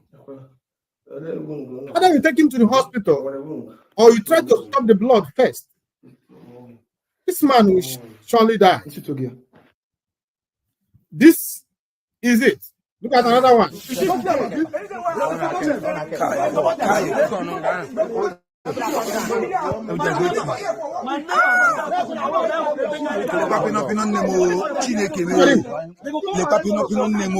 same planet terrorist.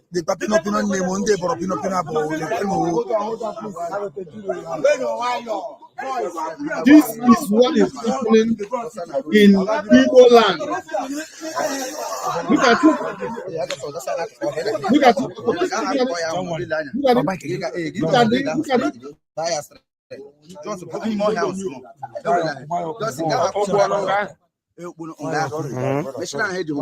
Okay.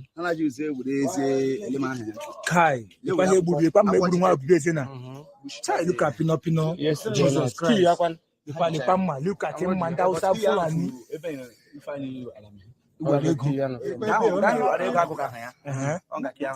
Child, Jesus Christ. So what am I saying, fellow Biafrans?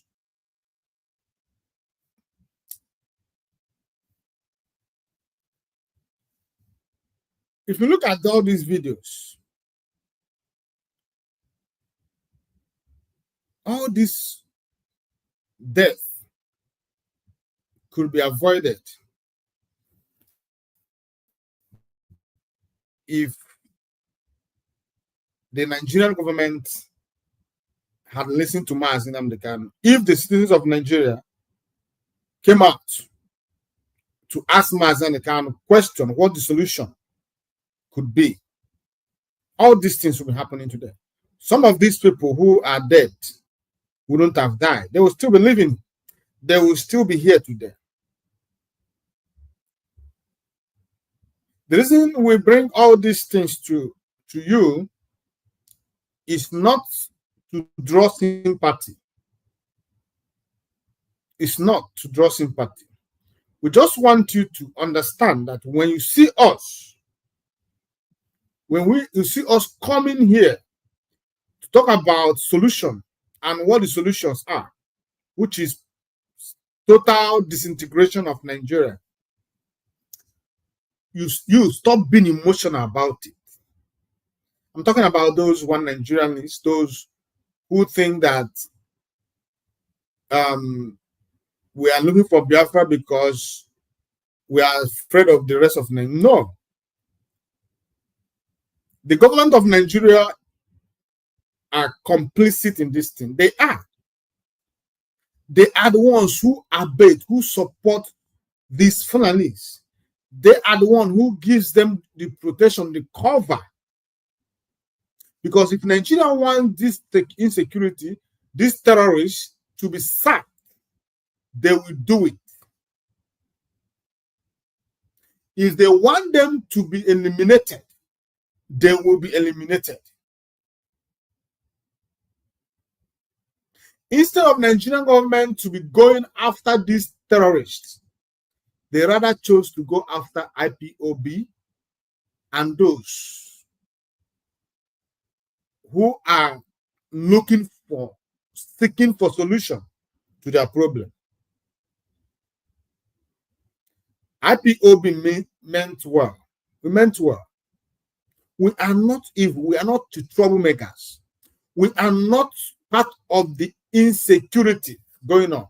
We are purely fighting for freedom. We are purely seeking for our freedom. We are looking for a place where we can be safe, because it is obvious that Nigeria is not ready to protect and to defend us. And how long, for how long shall we wait while the enemies continue to kill and to destroy us? Look at the Fulanis. If you try to defend yourself and you are lucky to succeed, the next thing you will face is the Nigerian government coming after you. Just like they came after Mazinam Dekan, just like they came after my Joe has nothing in common with them.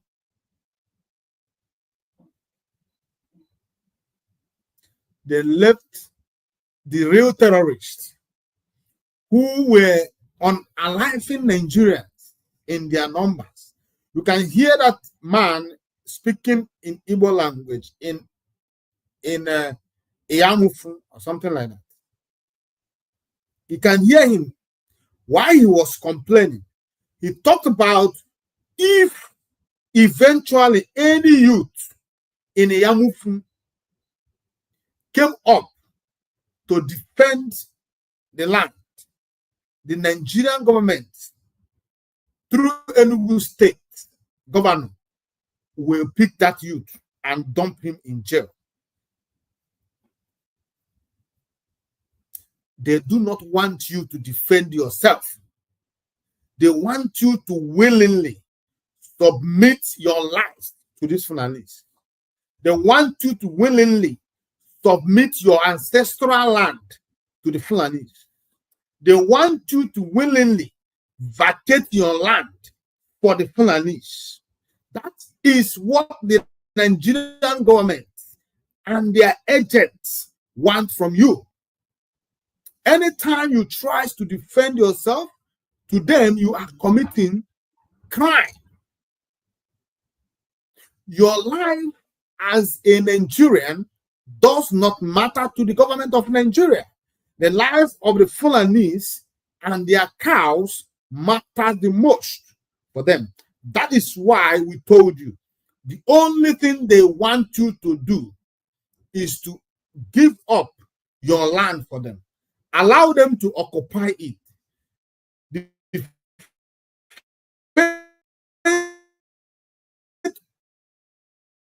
of the Hausa people stand Nigeria. Nigeria is the problem. The only thing that gives them the foundation to come to you, to do to you what they are doing to you today, because of Nigeria.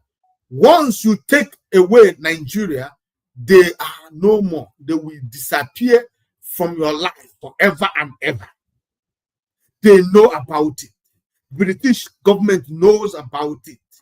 All the jihadists in around the world knows about this. That is why all of them are doing everything possible to see that Nigeria is sustained.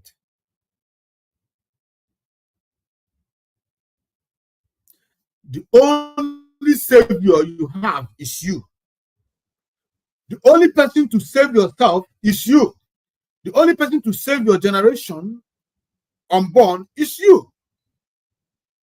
If you think that anybody will come to save you, you are the most useless dreamer of all time. I can assure you that. They have an agenda.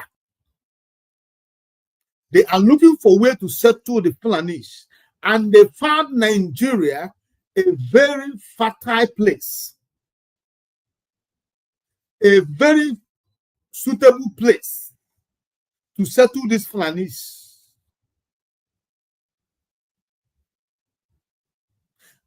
If you do not understand all these tricks of the Fulanis, they want to put fear in you.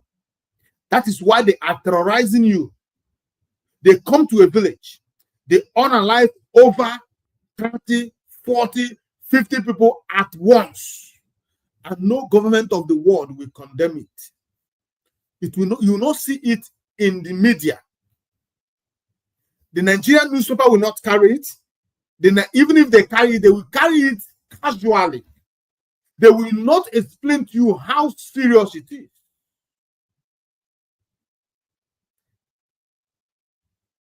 But they will always report about frivolity, things that does not matter. The government will always want to suppress you, so you do not castigate the government.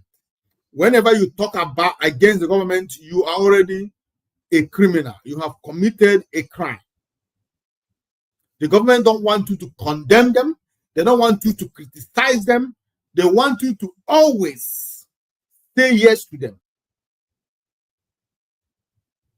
So those who have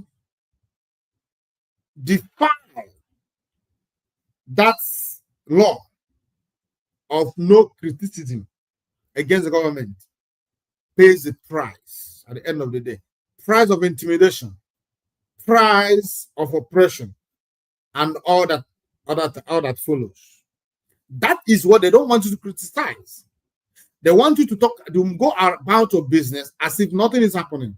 And any day it will happen to you, they want you to die silently, so that the Fulanese terrorists that they have scattered all over the land of Nigeria, all over the nooks and crannies of Nigeria, so that all of them will be operating, positioning themselves for the day that they will completely overwhelm you once and take over your land. And then you will never recover again. That is when you will know that your own government itself is a jihadist government.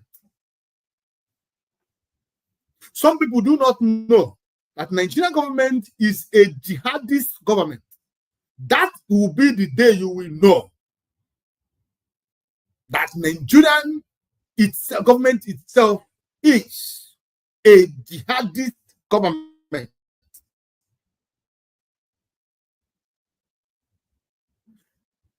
Nigerian, the terrorists, Fulani, herdsmen, and bandits, Boko Haram, and the rest of them has been unaliving people. No president in Nigeria ever called Christians because these things I see, it hits the Christians directly. Anytime you see Muslims involved, it's purely act of mistake. The targets are the Christians. So all these years, no president, in fact, for the past 2 years that Tinubu came to power, with all the crisis, all the invasion, all the unaliving going on in around Nigeria, Tinubu has never called those that matters to ask them the solution or to state the role of the government in all these things. Wait until Trump the other day. I mean, the what's it called? The congressman in the United States of America had a sitting to discuss about the persecution of Christians.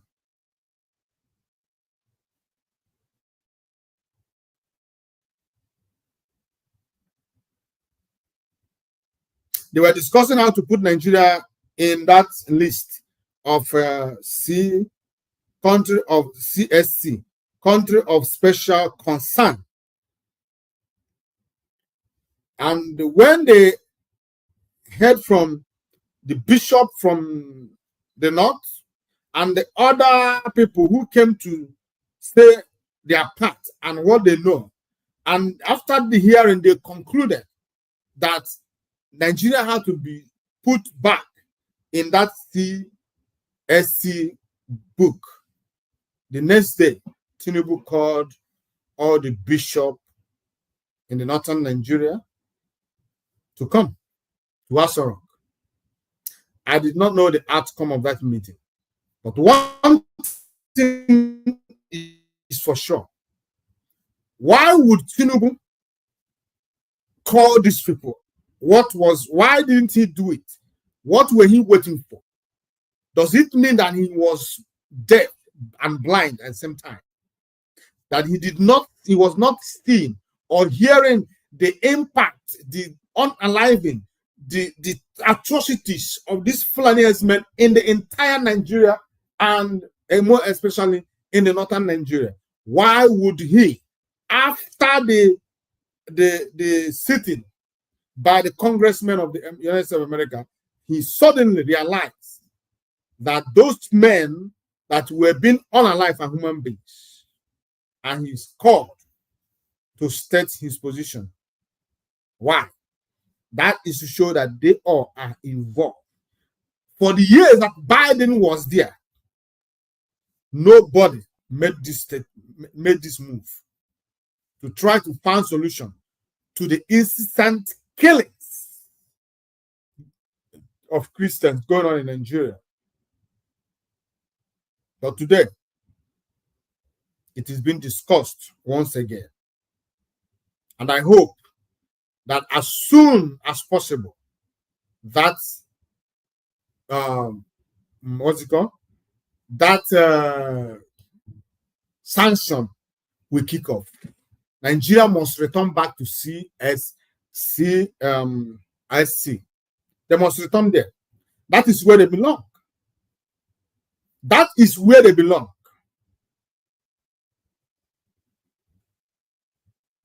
As I am here talking, people are being unalive. People are being invaded in the northern Nigeria, in the middle best of Nigeria, in the western Nigeria, in eastern Nigeria. People have been invaded upon unalived and sent packing out of their villages.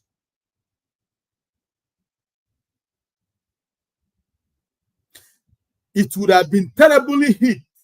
Biafra land would have been terribly hit by these terrorists, because Biafra land is their main target. Because in western Nigeria, it is already partially conquered. The only place that is left that remains a tough nut for them to crack is Biafra land. and they have positioned themselves. The only savior is the presence of the agitators. If not for Biafran agitators, Biafran land would have been much hit. Benue would have been a child's play to what would be happening in Biafran land today. But thank goodness, thank you that we are here, that Biafran agitators are here, and we are doing the needful to defend our land. We do not want these monsters in our land. We do not want them to set their foot in our land. We do not want them, we do not want to live with them, we do not want to associate with them, we do not want to mix up with them. We want them out of our land. That is what we are saying. They are completely bad news. They are bad news. That is who they are. Bad news. We don't need them. We are peace-loving people. We like our peace. We do not play with it. We are Biafrans. We love our peace. That is why, after looking into it critically, we said, oh, for peace to reign, let everybody go their separate way. Marriage is not by force.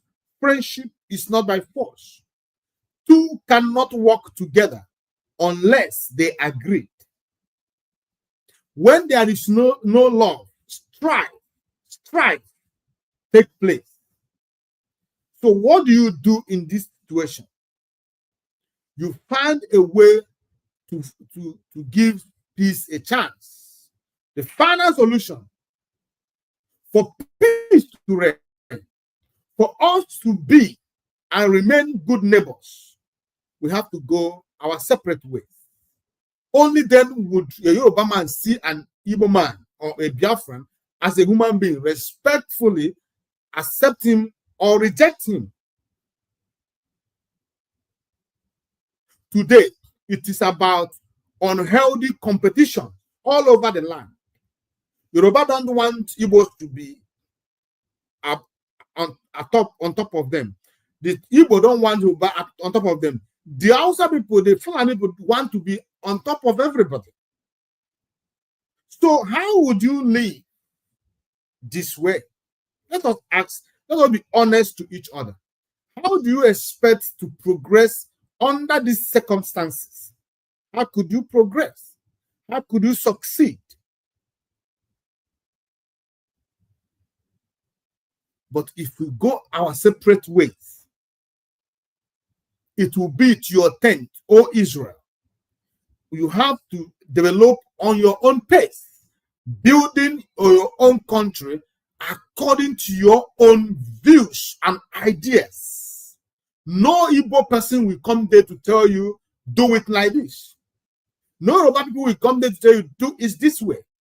No Fulani or Hausa people will come to you and say to you, this is the best way to go about it. Whatever you think that is right, you do in your country. Those who want to live in your country will only adapt to your system of governance or move away from your country. Simple as that. You do not come to a country where we have the Christians, the Muslims, the traditionalists, and the atheists, and you want to establish a Sharia law in that place. It's not going to work. If you so much desire to have a Sharia law, Sharia country, it is fine. Seek for a separate country where Sharia will be the supreme, the ultimate. As long as Nigeria is concerned, Nigeria remains a secular state.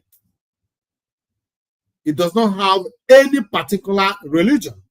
Anybody can worship anything they want to worship, the way they want to worship, as long as they don't use it to disturb the other person. But when you try to impose Sharia on everybody, you are trying to disturb other people's way of life. That is unacceptable. That is what we are saying. That is what we are saying. We are not against you and your Sharia, but we are against it when you want to do it in a Nigeria we are part of. As a Nigerian, you have rights to live in any part of Nigeria, free, moving freely, worship freely. Today, this Ramadan is going on. About 6 or 7 states in the northern Nigeria closed down school for the duration of Ramadan. Now, what do you ask yourself? What about those people, those Christians in those states? Are they also not going to school? The answer is yes, they do not go to school. Because the law also covers them because they live in that territory. That is it. Even in Saudi Arabia, there is school. People do not stop going to school during Ramadan. Go to Saudi Arabia as I'm talking to you now. People, their children are going to school. But when you come to Nigeria, you see them. They want to be more Catholic than the Pope. You close down school. Every school, both high institutions and other level of schooling, in all the states, it was shut down. No school for this month of Ramadan. Everybody sit at home, fast. If you do not fast, you are in trouble. Very soon, even Christians that lives in those northern states must fast alongside the Muslims, or they will be forced to leave the state or pay the ultimate price. This is a country where they say we belong to. Exactly what we are saying. It is your life. You can decide that that is what you want, but not now. Let us all come together, work out our separation in peace, not in pieces. Let us go our separate ways. If you still Buchi in your northern Nigeria, your law covers me. I must obey the law or I leave immediately if I'm not suitable. It is not palatable to me, I leave. But for me to live in your country and do business there, I must obey the laws of the land, of the country that I am living in. Just as I am living in South Africa. The laws of South Africa, I must obey. Any day I said I'm not willing or ready to obey the laws of this country, the next minute I have to move, or I will get myself into trouble. That is how it is. You cannot bring something that does not correspond with the laws of the land into the land. Then you are the one breaking the law.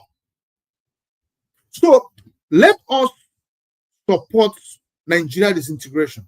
Let the Yorubas, the Hausas, the Fulanis, all the ethnic nationalities in Nigeria, let us come to a point of agreement, a point of understanding, where we will now say, okay, looking at where things are going, I think the best thing to do is for us all to go our separate ways.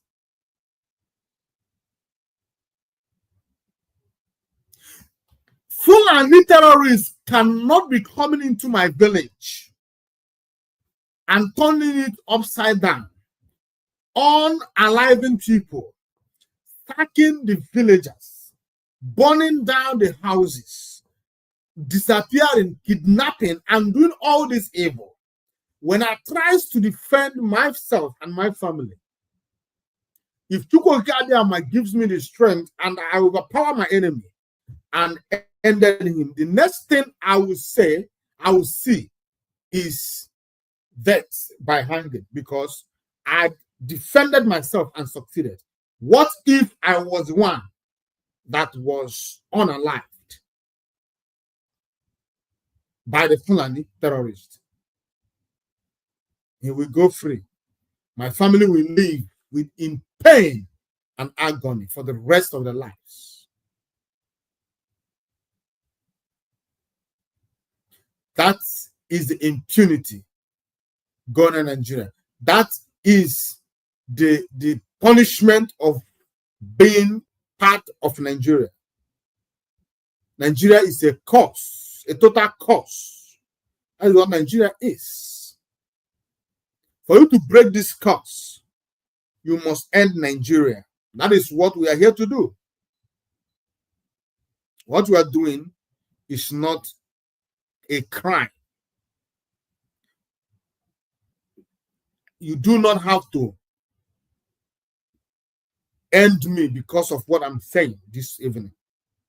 Everything I say here is exactly the right thing to say. I've not called for anybody to be killed. I only say that the right thing to do to preserve life is what I'm doing. I am trying to preserve both the life of the oppressed and the life of the oppressor. I have given them the tips how to end all these things. If you want to end all these things that I just mentioned, you first have to end Nigeria. By the time you end Nigeria, automatically all these things will end. But as long as you hold on to Nigeria and you are planning to end it, you want peace, you want to restore peace in Nigeria, you are a joker. Nigeria and peace are like oil and water. They do not mix. You cannot bring peace to Nigeria when the people that made up Nigeria have ulterior motives. They refuse to live in peace with each other. They hate each other. They dislike each other. They compete unhealthily against each other. They maneuver each other. They commit evil, plan evil against each other. They pull each other down. They stand on the carcass of each other. They laugh at each other when they are passing through pains. How could you succeed?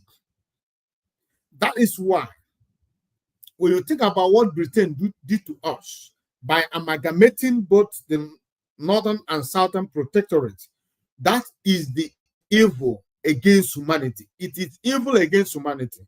That was the highest level of wickedness. The highest level of wickedness is amalgamating both the north and the southern protectorates by the British people. It is a wickedness, it is evil, and it must be condemned everywhere until Nigeria is destroyed completely. It will never be well with any British ancestor who was part and parcel of joining us to become one useless Nigeria. It will never be well with them. Their soul will continue to live in infamy.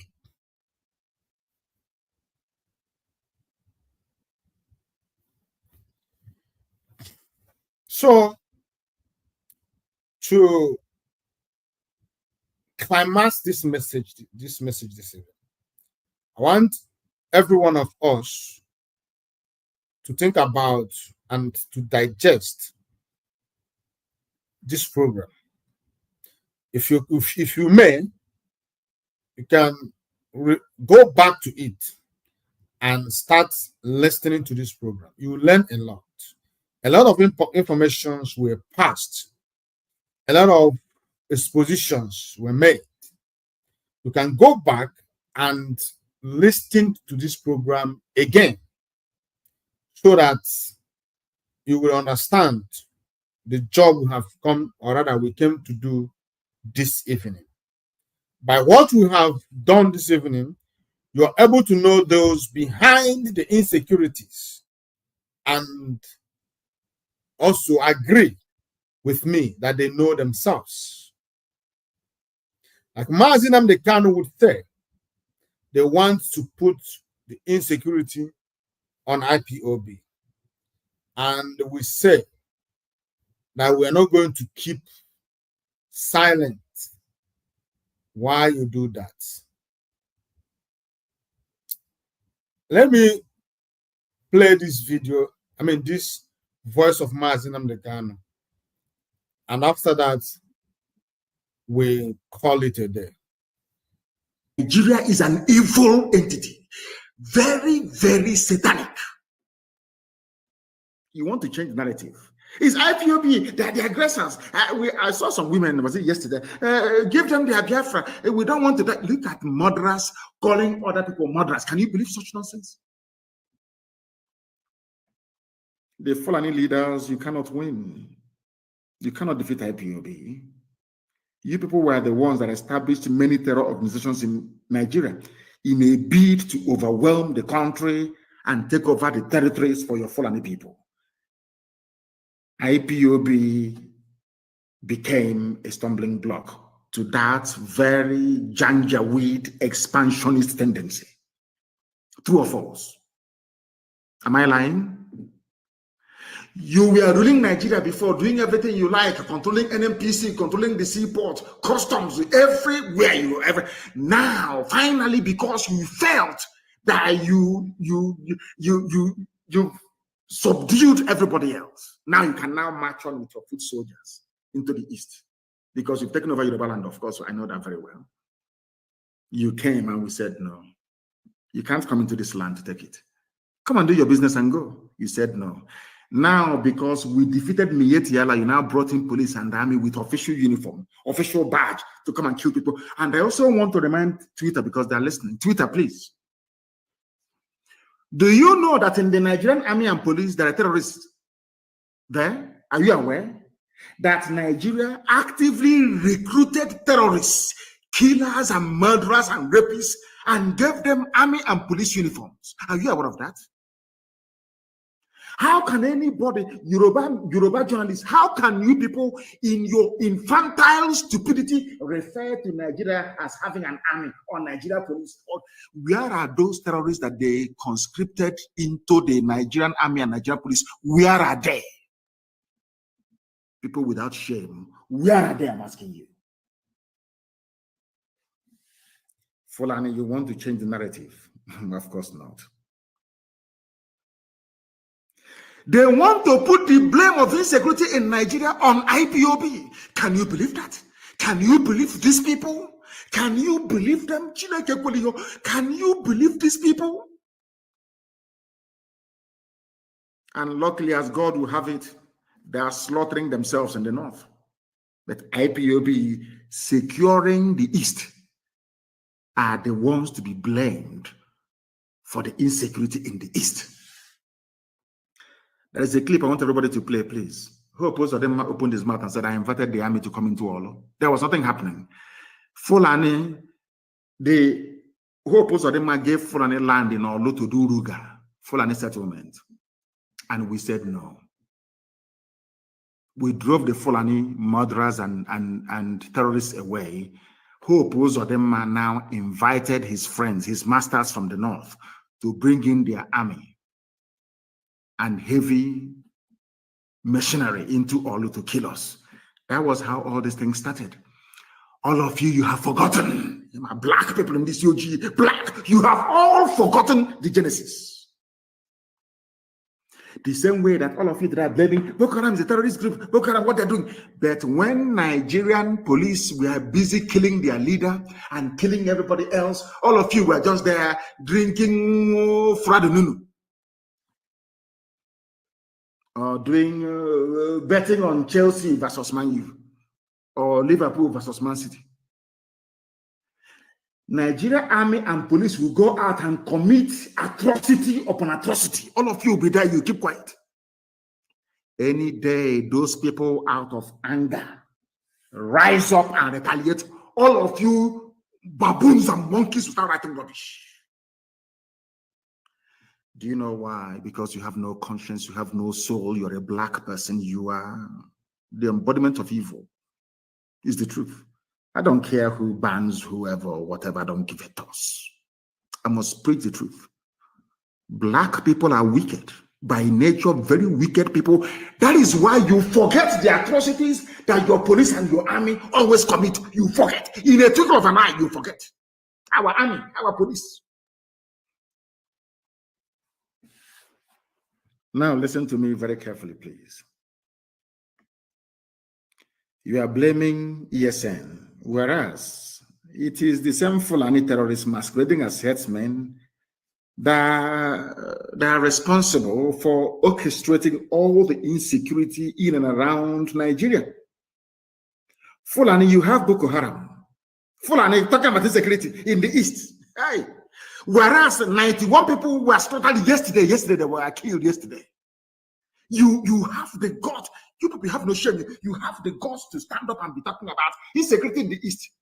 And you're a senator from Kebbi State or Kebbi, whatever they call it. And 91 of your constituents were slaughtered. You didn't see it. You are talking about east. Fulani, who formed Boko Haram. Fulani, who formed ISIS in West Africa province, ISWAP. Fulani, who formed Miyetti Allah. Fulani, who formed Ansar. Fulani, who formed these headsmen and bandits you claim are foreign. Fulani, who brought out murderers and killers and terrorists from prison and gave them military and police uniforms. It is you people. You have now spread them around the country, causing mayhem, abducting people from schools. These are the same play. Hi, these people. Fulani, you think everybody's as stupid as you are? You go, you kidnap students from their schools in the north, you get ransom, you buy more arms, you embolden yourselves. You have the guts to conduct a live press conference talking about insecurity in the East. Don't people have shame? Anyway, you don't. Who are the bandits, or should I say terrorists, taking hostages of school children and demanding ransom? Are they not Miyetti Allah, Miyetti, the chief negotiator?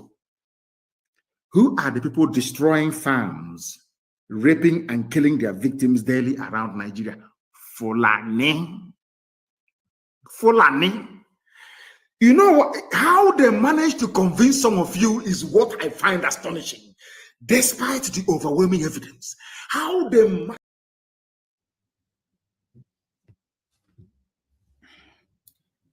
Welcome back. You have heard it from our leader. That is to summarize everything I have just said this evening. It does not start today. If you check the day Mazen Khan had this program, when he made this comment, it was on the month of June 2021.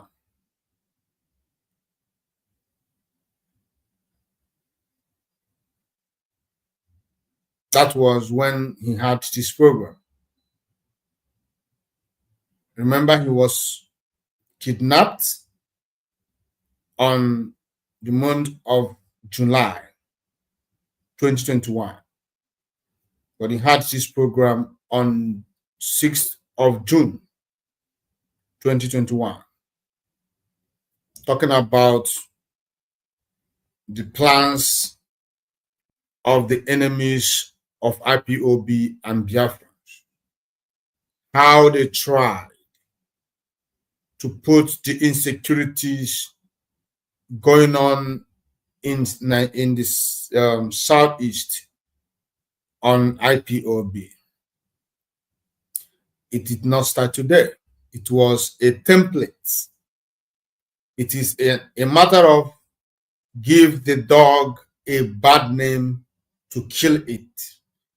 When the agenda to kidnap him and to subjugate IPOB was on a top gear when his kidnap was being planned and he was making all the utterances for today, so that when we look back, we could see, remember, and put one or two together to bring the solution to our problem. Mazi Nnamdi Kanu made it very clear that the insecurity you see going on in Nigeria and more to come are all orchestrated by one group of people, the Fulanis. The Fulanis and their leaders are the problem of Nigeria. Remember, it was the same Fulanis who kidnapped Mazi Nnamdi Kanu. The same Fulanis.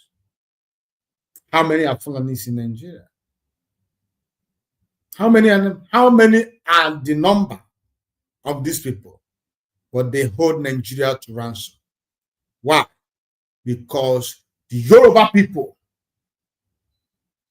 and the Hausa people refuse to wake up out of hatred they have for Ndibo. They refuse to wake up. They want everybody to remain slave under the minority Fulani. Under the minority Fulani. When they want to talk, they say, Hausa Fulani. Why would you join two ethnic nationalities together? Why? So if, for instance, my father is Igbo and my mother is Yoruba, then when you want to address me, you say Yoruba Igbo or Igbo Yoruba. You want to count me as Igbo Yoruba. If my father is Igbo, I am Igbo. If my father is Yoruba, that means I'm a Yoruba. Where my mother came from does not matter. So if you marry, Hausa person marry a Fulani, that child they gave birth to is Fulani, if Hausa not Fulani. And if a Fulani person marries Hausa person and give birth, the son or the child or the children that marriage produce are all Fulani. You cannot bring two ethnic nationalities, join them to be one because of intermarriages. If I am married to a white person from Britain, would you say that because my wife is from Britain, when you want to give my children, you say British Igbo. You want to count him in census. You count him, instead of counting Igbo, you count him British Igbo. Is British Igbo a tribe? So, Fulani people, because they wanted to raise their numbers in Nigeria, they wanted, because this agenda started many decades ago, for them to bring outer people to total control. They smartly trick them in believing that they are one. Outer people does not understand Fufude.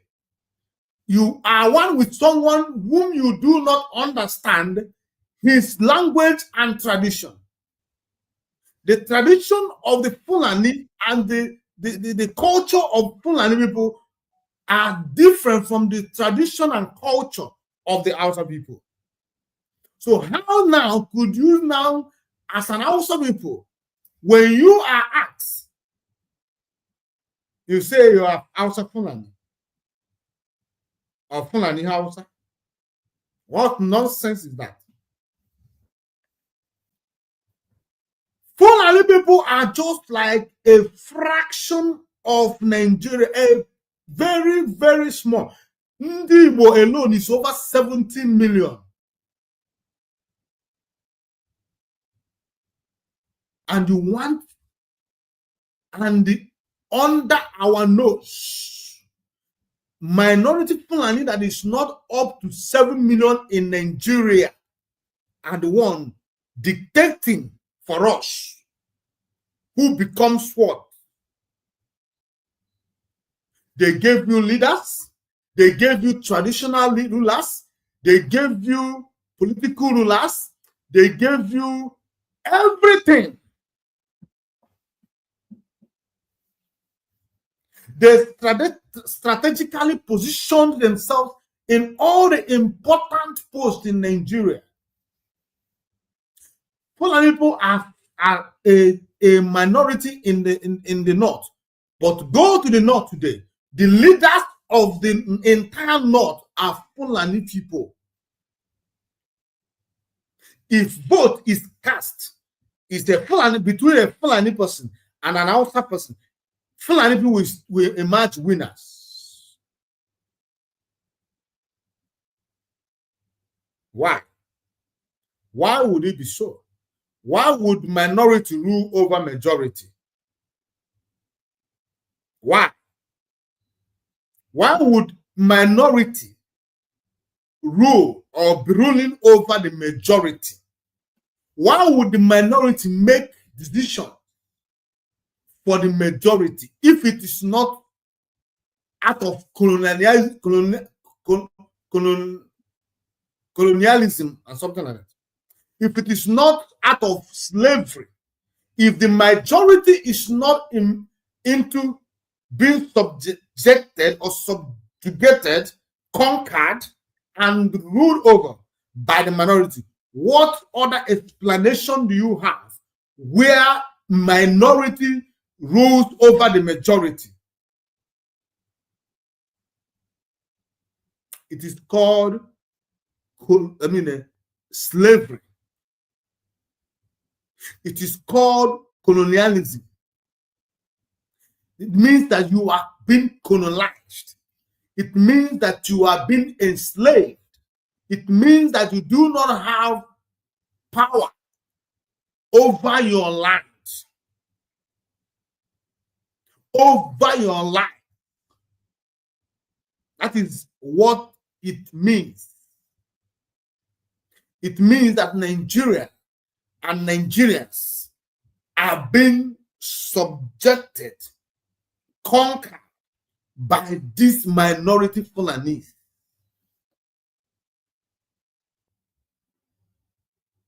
That is why nobody questioned their terrorists, foot soldiers.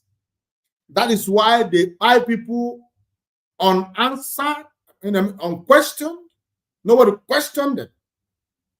They do whatever they want to do. They carry AK-47. Nobody stops to ask them, why are you carrying AK-47?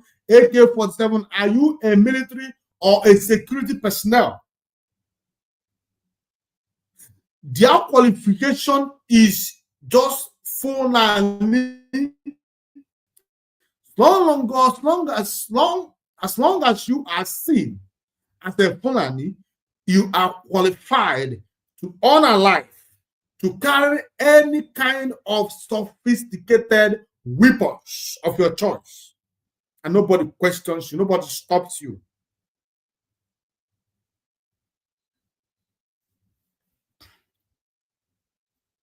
That is the agony of the rest of the people of the Zoological Republic of Nigeria.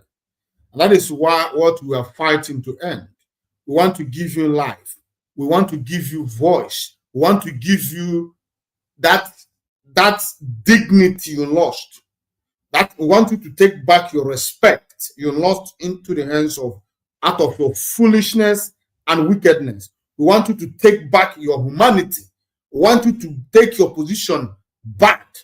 Be the one that is in charge of your life. Not wanting to remain subjugated.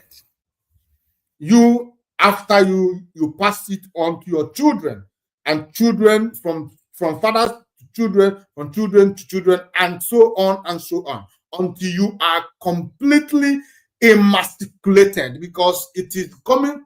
There comes a time when this mission will be sealed completely, and victory will be pronounced. In the nearest future, if things are not done now the right way, while we might have long gone, our children and their children would be completely emasculated, and by then there will be no turning back for us. Now that you are alive, now that I am alive, now that we are here, let us use that weapon we have, which is our voice, our action.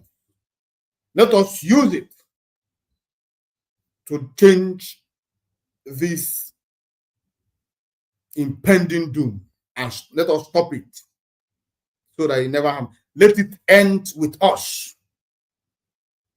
Just like Martin and Kanu would say, the oppression of Ndibo ends with me. Let this end with you. Let this end with us. Let us make things, life, easier for our children. A good father inherits fortunes for his children, inherits good names for his children. Let us be that good father. Let our children look back when we might have long gone and smile and beat their chest to say, my ancestors really fought for me to live today. And I am grateful for them. I am grateful that I had them as ancestors. May we never be in the categories of the likes of Azikiwe, that when we look back at what we're passing through today, and we knew and understood that Azikiwe caused it because of his greediness, because he wants to belong to a large country, because he wants to be a president to a large country, because of his selfish interest, because of his personal interest, he sold generations unborn, which is us.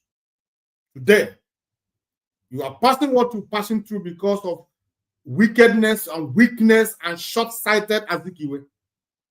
Azikiwe is long gone. But we that live today, we are cursing and we continue to curse him. And we say that it will never be well with him wherever he is today. He had the chance to make things better. And when Ojukwu wanted to salvage the situation, he turned around to sabotage Ojukwu, telling you that Ezekiel was evil personified. Ezekiel was complete evil personified. He never meant well for another person. The only thing that matters to him was his life. And that life today, he has lost it. And those who are living are the ones paying the price. May we never be like Azikiwe. That legacy of Azikiwe, may we never have it. May we have something different. May our incoming generation, look back at and say, oh, may Chukwu Okike bless their soul. At this point, we have come to the end of the program tonight. And I thank you for being part of this program. I thank you for remaining from beginning on up to this moment. May Chukwu Okike bless you. continue praying for our leader. Continue bringing him to the presence of Chukwu Okike. And may the right thing be done so that our leader will rejoin us while we push this together.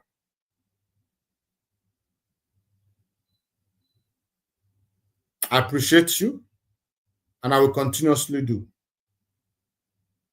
Continue praying for us as we are praying for you. At the end of the day, we wish each and every one of us Biafra. And those of them who had made Mazi Nnamdi Kanu their target, who has resorted into insult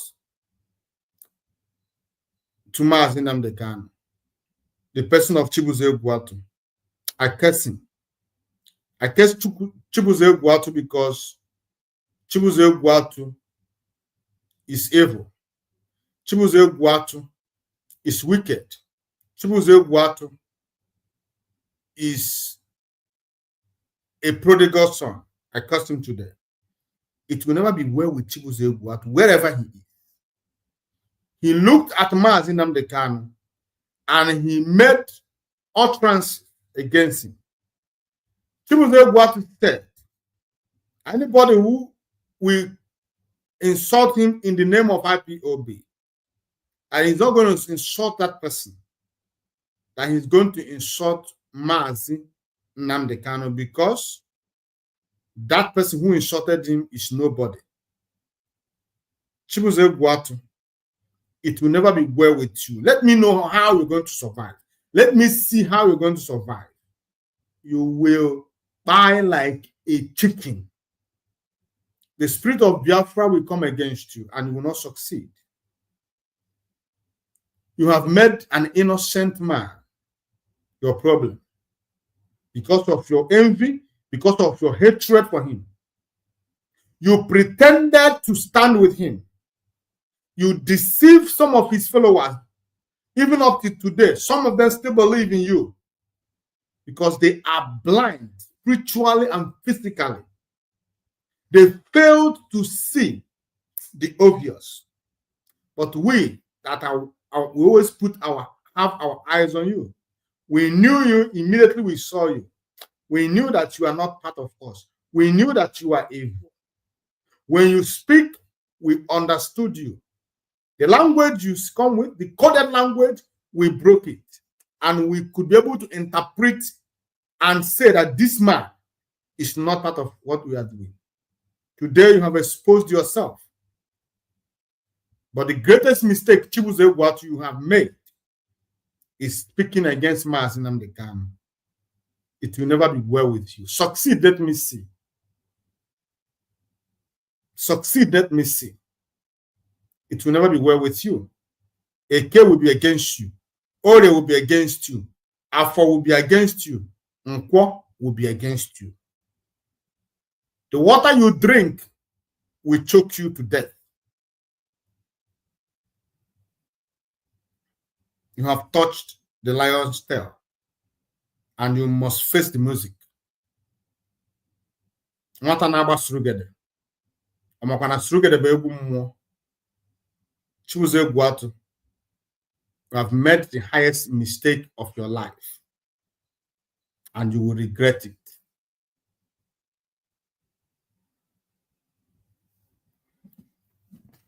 May Chukwu Okike bless you all.